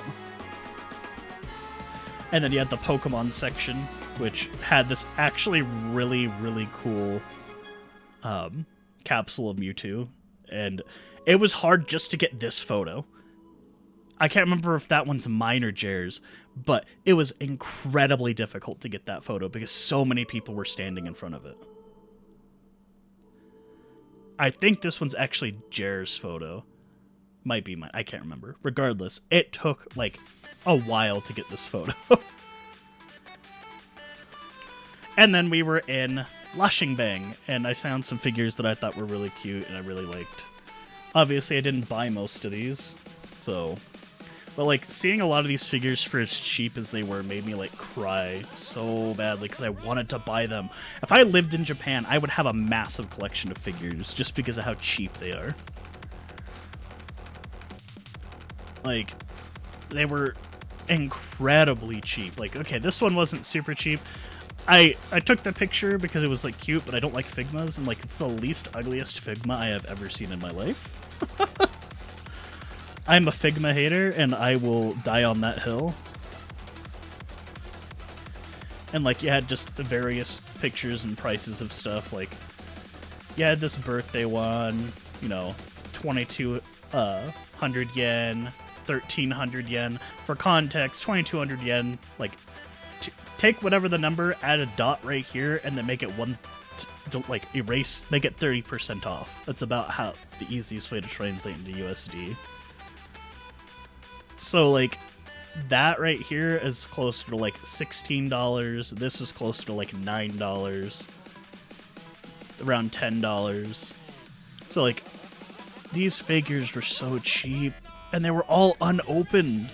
Now, mind you, these are all prize figures, obviously. But, like, look at that! $680.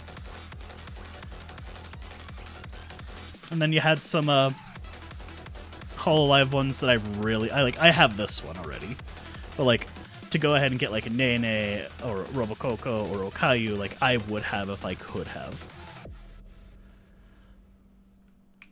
But I did ultimately come back with two figures. One was the racist one that we showed earlier, and then one other one which we'll get to later. And then obviously, you know, Bunny Girl Senpai. And this one, I didn't even know who this was, but it was super cute and super cheap, and I really wanted it. It was super expressive for a prize figure, but I couldn't justify it. And you get the My Dress Up Darling section, which super cheap. Really wanted to buy them. Didn't, though. And now we're back in the hotel room. And this is the progression of me buying things and sticking them to my bag. No, this is like day 4 or 5, something like that. So I'm like, as I'm getting like pins and keychains, I'm sticking them to my bag. And I can't remember where we were going, but this was like the emptiest train I had seen. It was wild. Oh, no, this is the same night as this. So I was going to Chiba, specifically to go to a Melon Books that had one specific book. I don't know if I have it in the images. You might see it, you might not. We'll see. So I took the train by myself to go to Chiba because I wanted to go get this one book. Chiba was pretty cool. And then the smallest elevator. This is a wide-angle lens photo, right, on my phone. My phone is pinned up against the wall. There's enough room in here to maybe fit two of me. Like, if Jeremy was with me on this, we might be able to stand there and we would be, like, squished. It was so tiny. And then, apparently, I'm insane because I thought this was uncanny to me. Because in the United States, Mountain Dew is not written out like this. Because Mountain Dew is actually written as MTN Dew in the US. So I thought this was kind of wild. Also, the Mountain Dew tastes completely different than it does in the US. Like, it doesn't taste as fake as it does in the US. And the more train station stuff when I was in Chiba. And then I don't know if this was my photo or Jer's photo. It looks like my photo because it looks like shit. But it's very possible that this was Jer's. And then this is my photo. This was at, I can't remember which stop we were at. I think it starts with an A. But yeah, this was where we were staying, the station that we were staying at. And then pop-up shop that we went into. 1 second.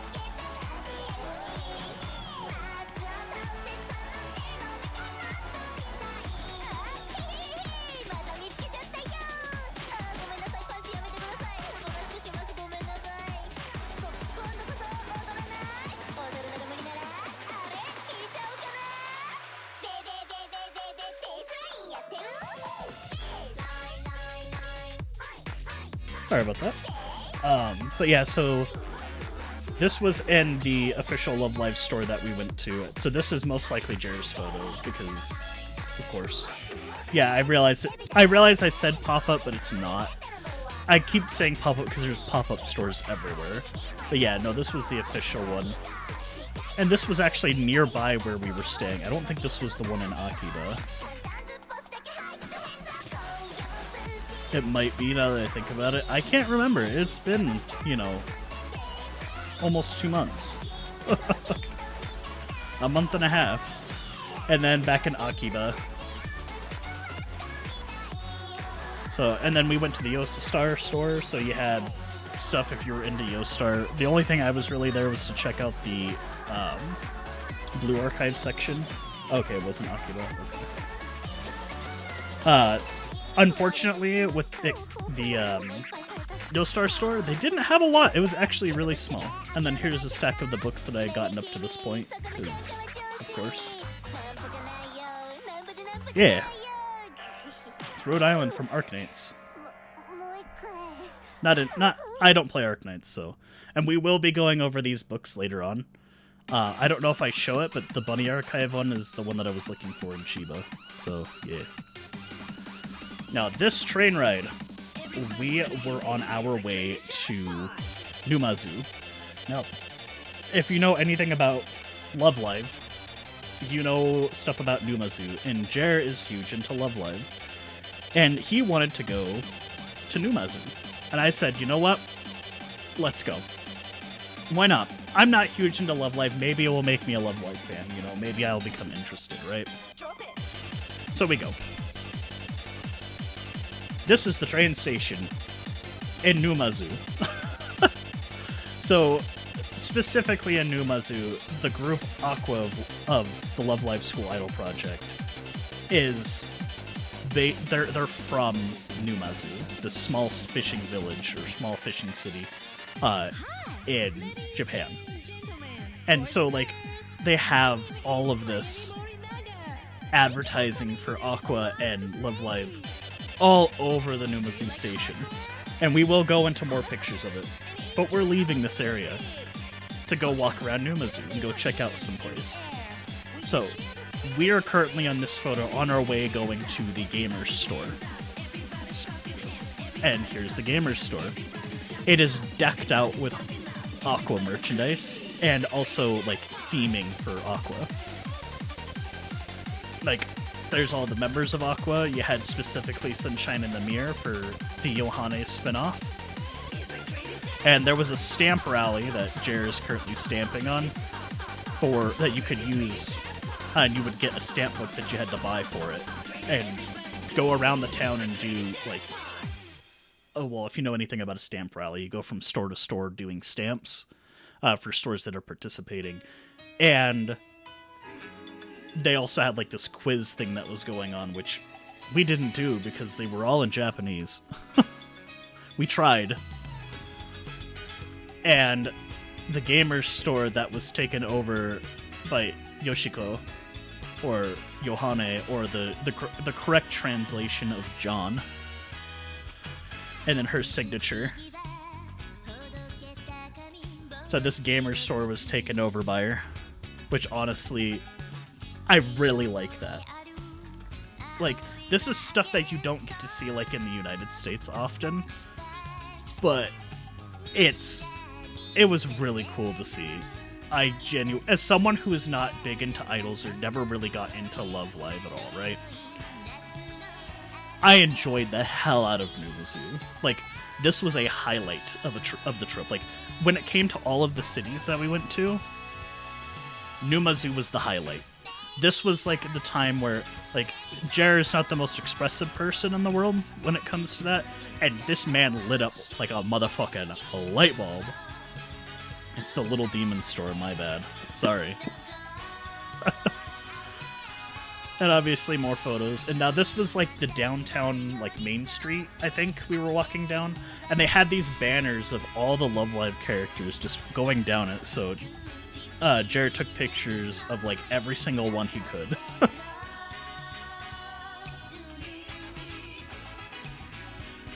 Because obviously you should. Now, I think this is specifically for a game that no longer exists, if I remember right. Or it still does, it just exists in a different form, and it's Japanese only now. I couldn't tell you. Dude, I would too. Like, you don't understand. This stuff was so cool to see. And, like, the stores participated in this stuff, like, wholeheartedly. Like, this was a designer clothing store that had just Love Live stuff just right in the window. Like how, like, in the hell? As long as Crunchyroll didn't get their hands on the global release, it'd probably be alive. I don't know. You'd have to ask Jeremy. He's really the one who's into the games, so. And then just some advertising. More stuff here. But it just shows off the characters, okay. Yeah, like a hobby shop, and then you just have all this Love Live merchandising. Like, here's some cars and collectors and mechs and model kits, and oh, by the way, here's some Love Live characters, because why not? It was... Yeah, it's Bandai Bushiroad, yeah. It's... God, the city just made me so happy to see they just embraced something so wholeheartedly. And we're soon going to be coming up on the store that was like the highlight, the one thing that to this day, Jer and I still talk about regularly. And it's coming up very, very, very soon. And this right here, we were wondering how to get the pin. It was like 300 yen, and we talked to the gal. Like, this is an office supply store we went into. And she helped point us to another store that was doing other stuff for the stamp rally, and we bought some stuff there. It's part of the merchandise that I got as well. Like, custom chalk artwork. That was cool. You had the manhole covers that were specific for Numazoo, which were really cool. And then also, we later on see more stuff. You have some of the quiz stuff that you got to see.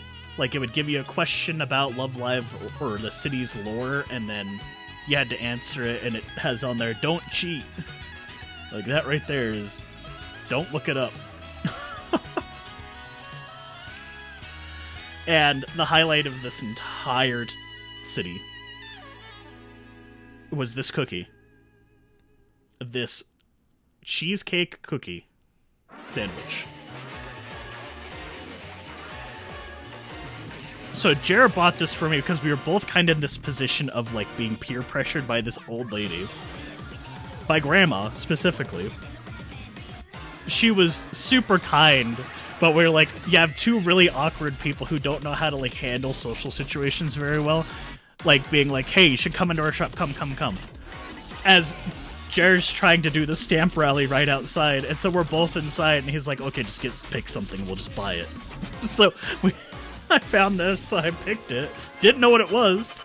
I found out it was cheesecake afterwards. I don't like cheesecake, but who cares? I got it anyway, why not?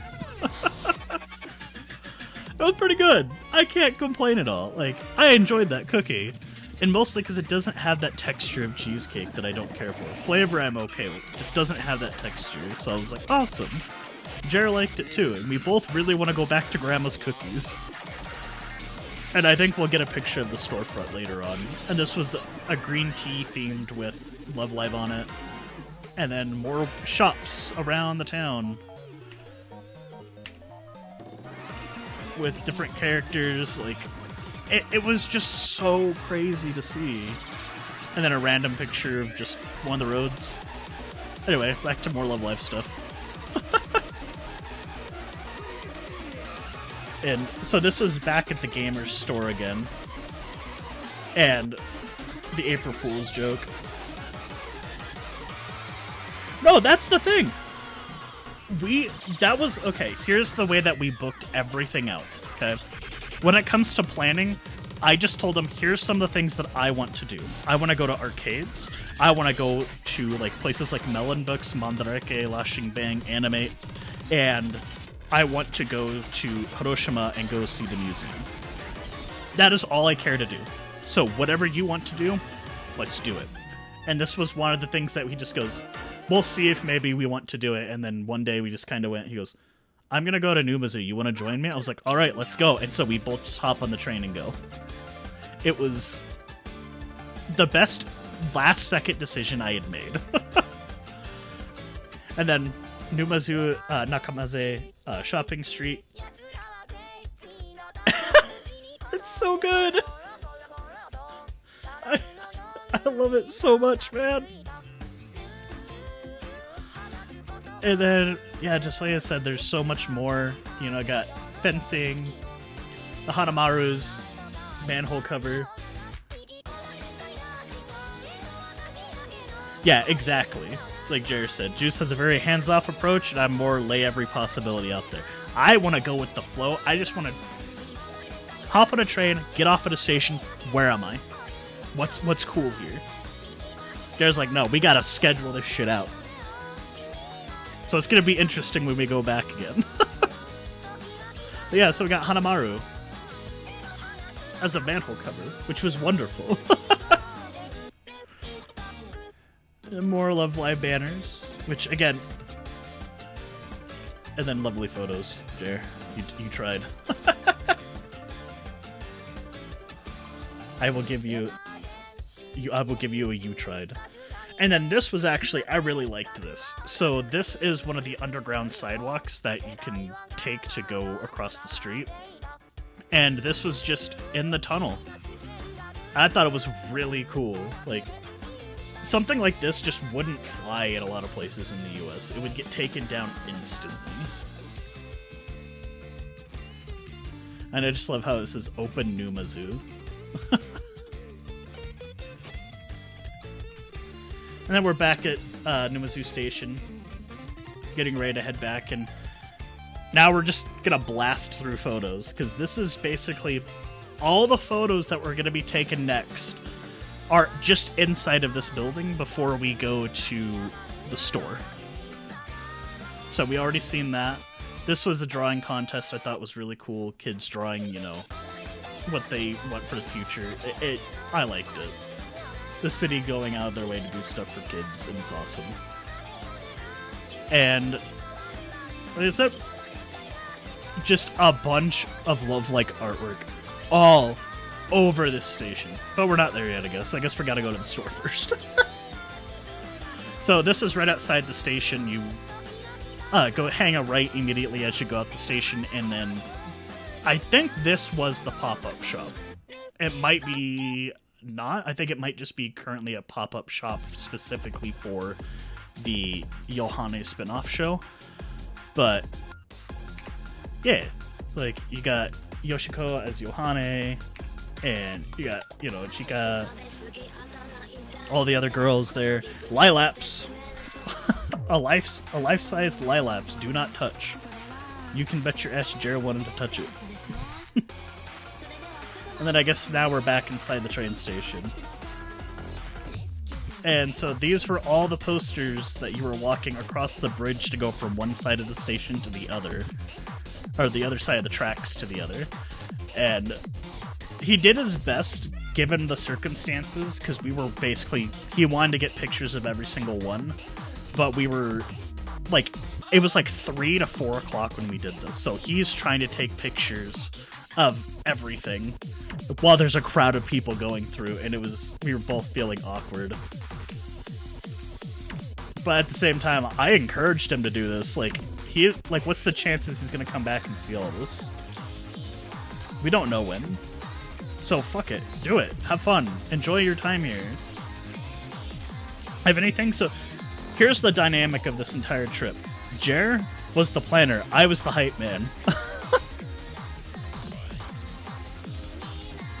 And speaking of the Yohane stuff, I do have plans to play some of the Love Live Yohane games on stream, so keep that in mind as well. And again, there's the buses, the public transit being completely covered in aqua is... Yeah, that's it. You were like going ham taking all those pictures. It was fantastic. That's all that matters. And then obviously we're going through doing more pictures of the last little bit. There might be a girls' frontline shop. I do not know. There might be a pop-up shop, and you can look up online. I think Jer is in the Discord server, I believe, and he might be able to like point to where things, like how to find that stuff. Because he's the one who found a lot of the pop-up shops and things like that for us to go see. Yeah, the buses that Jer like awkwardly took because he felt bad taking pictures of this, while all he could, I guess he was saying all he could think was being that damn gaijin or the damn foreigner who's just trying to take pictures of the buses while everyone's just trying to do their jobs. I guess we got some more interior. And then I learned about frites, or really thick cut fries, more or less. These were fantastic. The sauces were really good. They were all some kind of mayonnaise-based sauce. And then I realized that Japan really loves mayonnaise. Like, to an insane degree, they love mayonnaise. Like, it's kind of wild how much they love mayonnaise. I don't know how... Am I telling you how much they love mayonnaise? They really love mayonnaise. So, but these were really good. We each got our own box. Got our own, some mayonnaises that we could try. Yeah, like, I can't remember what the one on the right specifically was, but it was like a mixture of like a Swedish one, and this left one was like a truffle flavored one. And the truffle one was, oh, that was strong. Like, you could barely taste the mayonnaise. It was all truffle, man. The mayonnaise was there as the medium to move the truffle sauce. It was so good, though. And then more pins that I had collected and put on my bags, reorganized stuff. Okay, so it looks like this is a video. I'm not going to install the codec for it, but we'll just see what it is. Okay, so that was my video of us taking the train from... oh gosh, where were we? I can't remember what the name of the station was. It may have been the same station we were in, or we had to get off somewhere else. But we were taking the monorail over to Diver City. And I saw this, and I thought that was really cool. The Deaf Olympics. Hey, I'll give them a thumbs up for that. And then where we were going, things to come. And then the Statue of Liberty, because apparently there's a Statue of Liberty in Japan, and I didn't know it. I think it is Obadai. Or, yeah. Odaiba, yes. So this was Diver City, that area, yeah. Because we were taking the monorail going to go see the Mecca and things like that. So we have Statue of Liberty, and then the Rainbow Bridge. So that's the bridge that we crossed to get over here from Tokyo. Again, it's gonna flip back and forth because we're both taking pictures. This is Jer's like ultra wide angle photo. And no, I should mention to you, it was friggin' cold. Like, it was enough that, like, obviously we dealt with it, right? But, like, it was really cold. Like, incredibly cold. And then we got Doraemon on a bench right outside of the Diver City Mall. Shopping center? I don't know what you're going to call it, but yeah. And then I went up to round one, and they were doing the Hololive collab there as well, obviously. And now the next few photos. The timeline's going to get really confusing. Most of it, the cold had to do with the fact that it was super humid and it was early in the morning, so it was like frigid. It was enough, like, I just put my hands in my pockets and we walked and I was okay. But it was definitely not on the warm side. But the next few... Oh yeah, I'm absolutely grinding rhythm games. I'm in Japan to play rhythm games,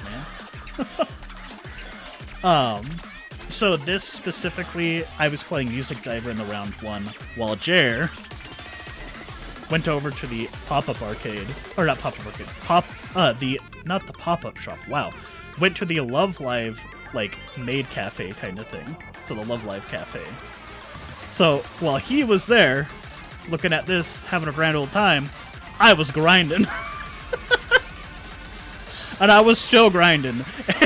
Here he is. I got roasted so hard by every one of my friends why I didn't go to the shop. And it wasn't that I didn't want to. My feet were still hurting, but I also wanted to game at round one, so I was gaming. More Sound Voltex images, proving that I had access to the stuff that I purchased. And the waffle that Jer had. He tells me that it was one of the best damn waffles he's ever had in his life. I'm inclined to believe him. That looks like some damn good waffles. But I didn't go with him, so I'm the asshole and I don't care. I played on Geki while he was having some waffles, man. And then he came and got me over at round one, and we walked around the mall. We saw the mech, which for scale I think is huge. Because I guess it's supposed to be a life-size mech, which I guess it's fair enough when you give it, you know, what it is. Now, I don't know what was going on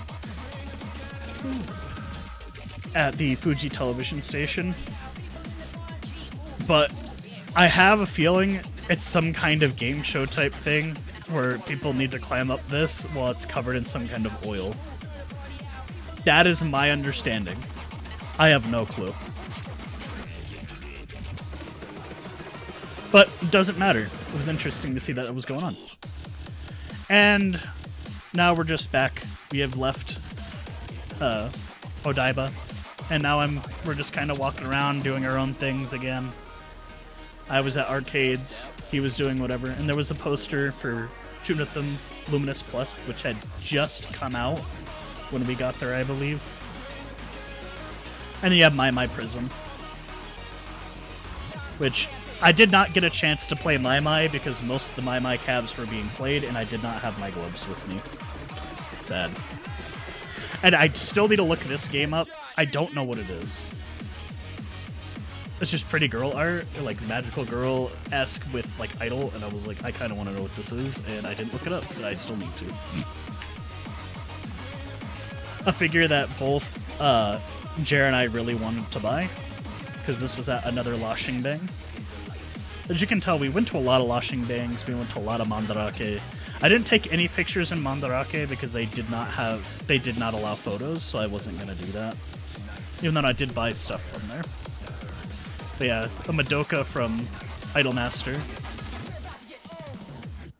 It was tempting, but I wasn't about to spend that kind of money. And then more depression. And then more Samvoltixing. Now, during this, I was actually...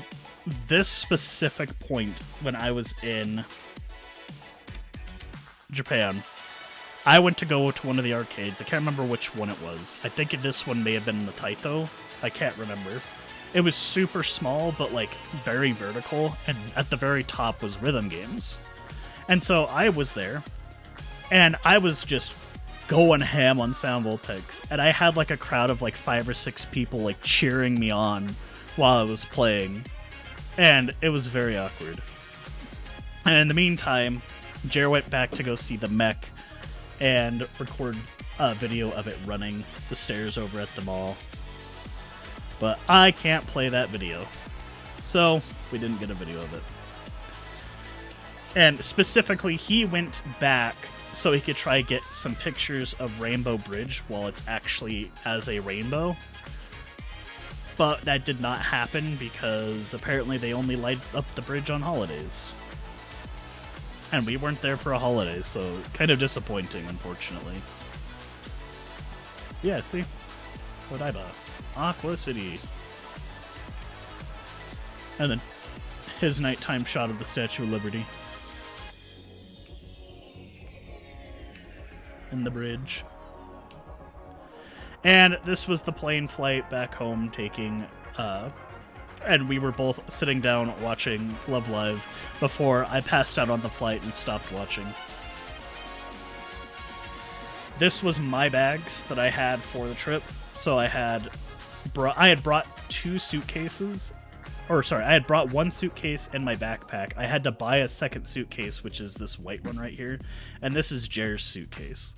The reason why Jer's suitcase and I had it is because we were going through U.S. immigration he was going through U.S. immigration, I was going through U.S. customs. And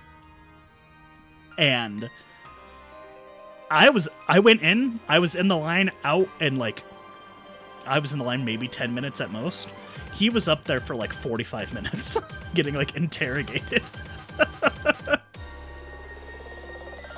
Now, the reason why is he's Canadian, I'm American, so flying into LAX, he had to go through a different customs process than I did. And so he had to go through hell just to get into the US. And then my flight on Southwest. And there's pictures of Los Angeles at night.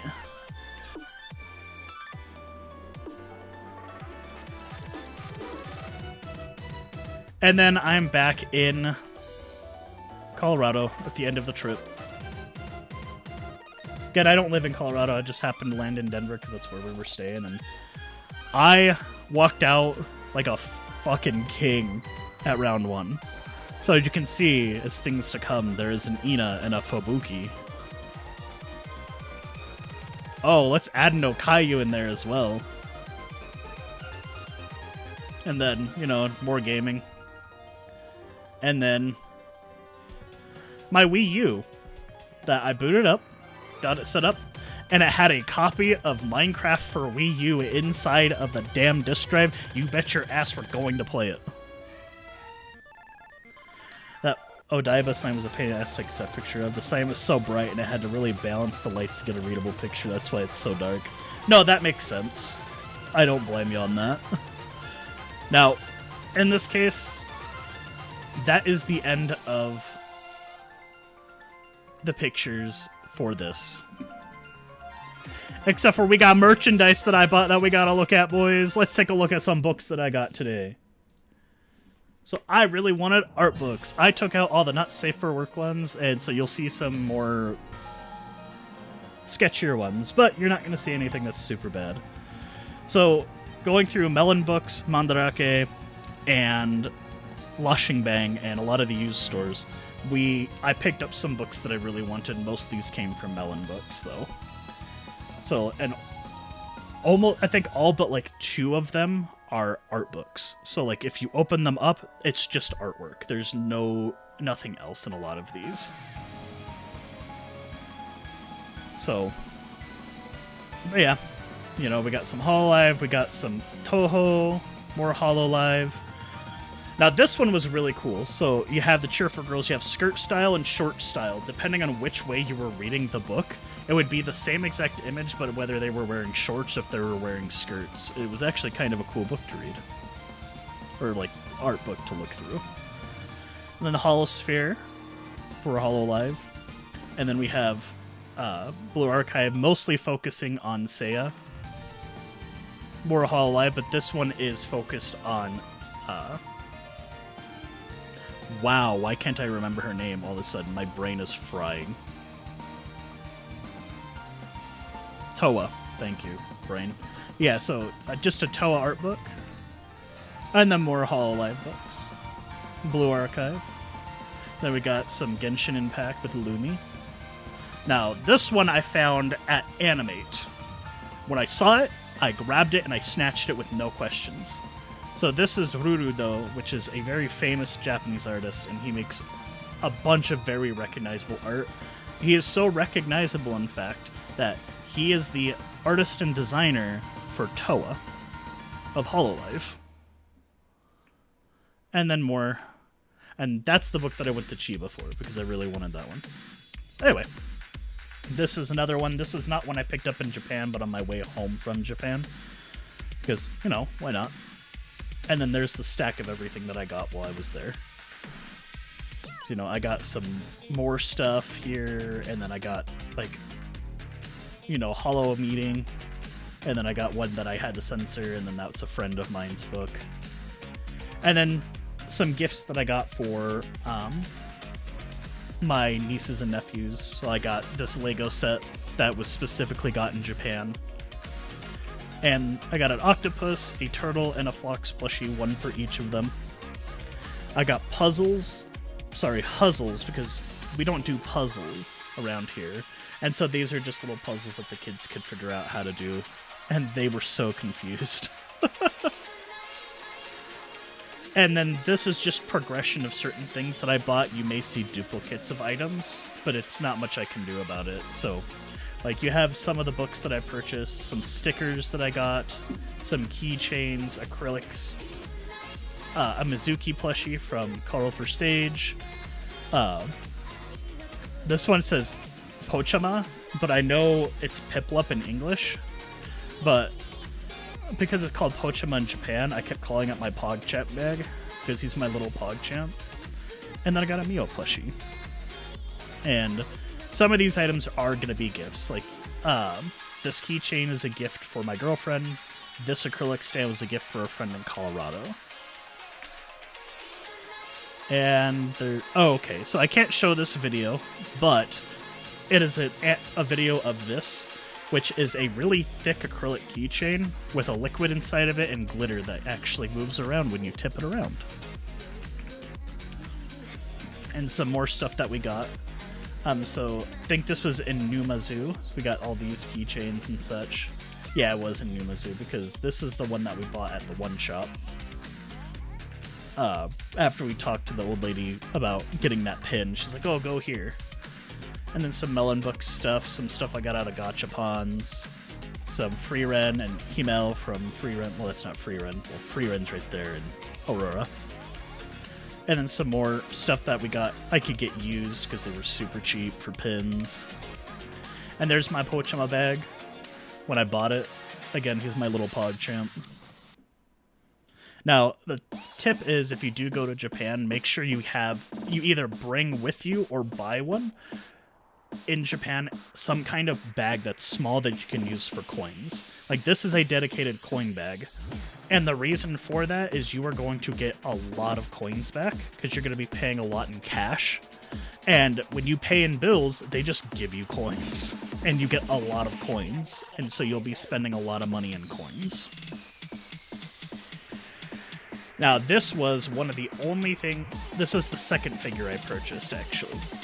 It is Debbie the Corsifa, sorry. I was really big into the Debbie manga before. Yeah, and if you want to pay in cash, that's fine. Like, you can pay with a card in Japan, just it's easier to pay in cash, honestly. Like, just to be straight up honest. But yeah, so I got this figure because I really liked Debbie. I really enjoyed reading the manga before it eventually got canceled last year, and it made me kind of sad that it was canceled. And then more of the same pins that we saw earlier and such. And then I did buy a copy of Still Stellar physically. I own... Yeah, the smallest bill is like $10. Like, you want to go... Yeah, the 1,000 yen bill. And then you had the 500 yen coin. You have the 100 yen. And you have, like, the 50. And it goes all the way down to a single yen. But, yeah, so...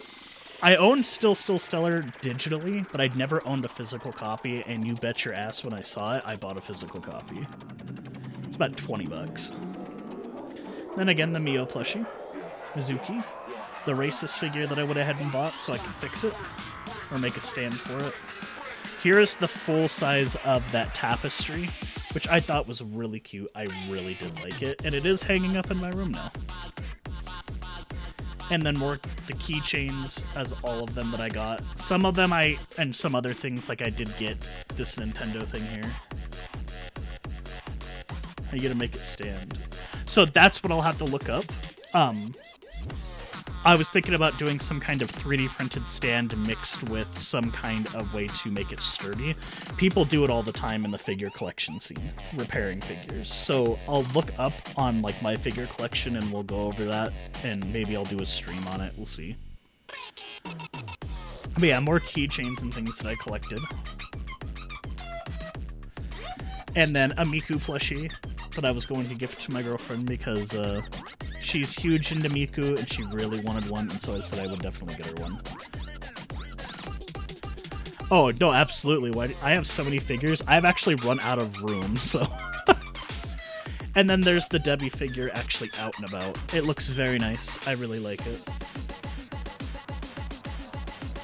And then this was one of the merchandising that I couldn't find. I like lost it and then I found it randomly. I was like, oh!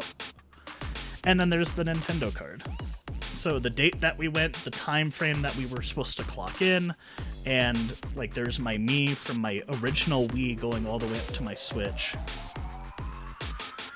Well, I wouldn't say she's a collector of Miku, but she really loves Miku. And then obviously my name, there's more private information below that, so I blanked it out. But yeah, so... And then this was the pin board of all the stuff I got mixed with some things that I already owned. Like, all these smaller pins right here I already owned, but like these two and some of these other ones I ended up buying. All the keychains I got, all the Hololive pins I got, my Frappy pins that, again, Jer bought for me when he went to New York. No, these ones he didn't buy me. He bought me other things. Because he bought me posters, I believe. Yeah, he bought me posters. These specifically were ones that I purchased from her website. And then the Love Live section. Now, the round one merch. So this is the stuff I got the round one when I was in Denver. So I won all 4 of these. I won these 4. And then you get these by buying these for paying for so many credits. And I bought a lot of credits at round 1. Then you could buy this towel with $50 worth of credits for $100. And let me tell you, this towel is fucking huge. But you bet your ass I got the Guru towel. And then the round 1 plushies that I was talking about earlier, I collected all 7 of them. And I spent about $50 getting all of them. These things sell for about $100, or between $50 to $100 each online. I was able to get all of them for $50. I got super, super lucky with them. The one that was actually the one that took the majority of my money was getting Gura, of course. And there's the Becky plushie that I got earlier. Back to those little heads that I got. A little Anya head, and there's a little safety pin on the back. A close-up of the 2 acrylics that I got, which again, those are also hanging up on the wall now. 4 little plushies that I got of, you know, Ina, Iris, and Fuamoko. Some more stuff that I got, which again, my friend gave me the Rem one because I traded a different figure for it. And then I got the Flower Fairy Miku figure out of one of the machines, and then, again, some of the ones we already discussed. And then when I was in Japan, Sound Voltex has this thing, or Konami has a thing called Card Connect. Sega has one similar called Card Maker. But essentially, it's a gacha machine where you put money in, you roll, you get a card. And then after you've rolled, you have the option to pay to print off those cards. So I went ahead and printed off a few of them. The goal for this is to unlock certain navigators, which are part of a gacha pool.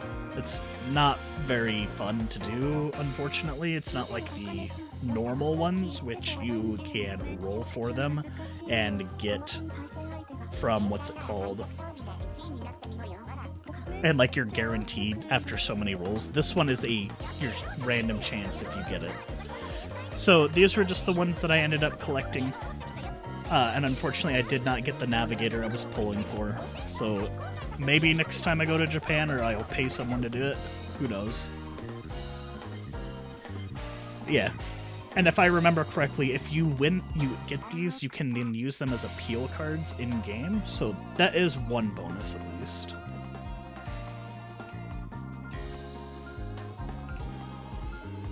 Like, that's my only UR sub-crew one, which I think that's actually the appeal card. And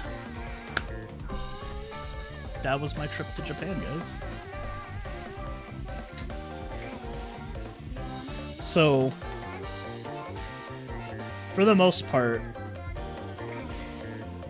Japan was definitely interesting, and I would highly recommend going, and I want to go again, and Jer and I, as well as my girlfriend and a few other people, are planning to make another trip and try to do it for about 21 days.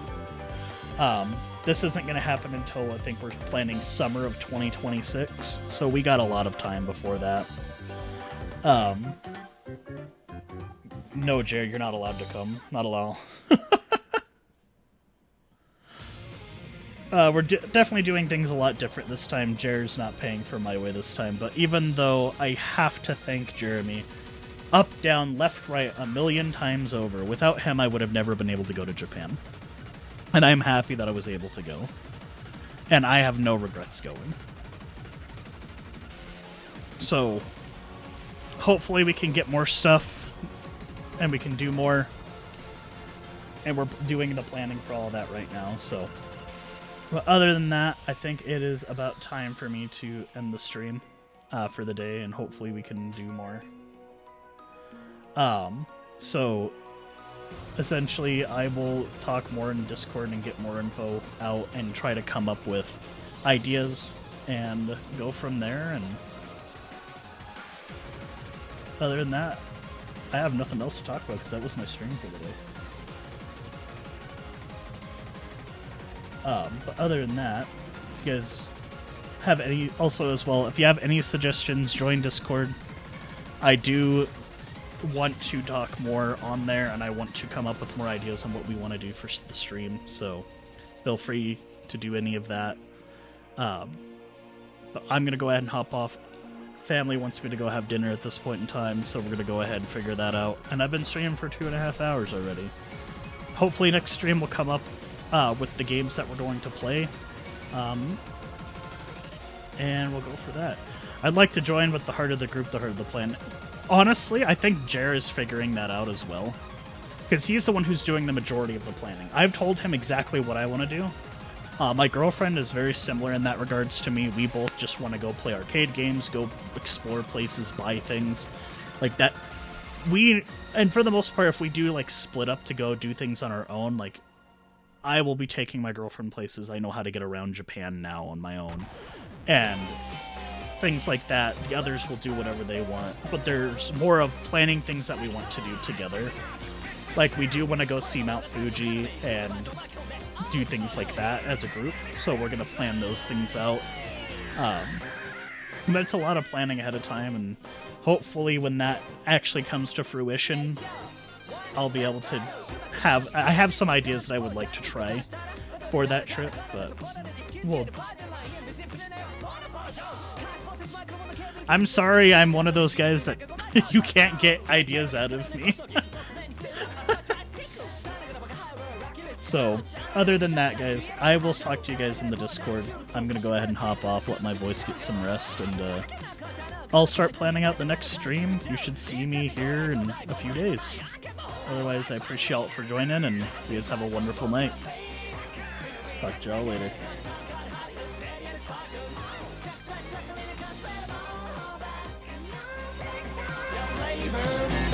こねはみんな果てに寄せてキャンペーン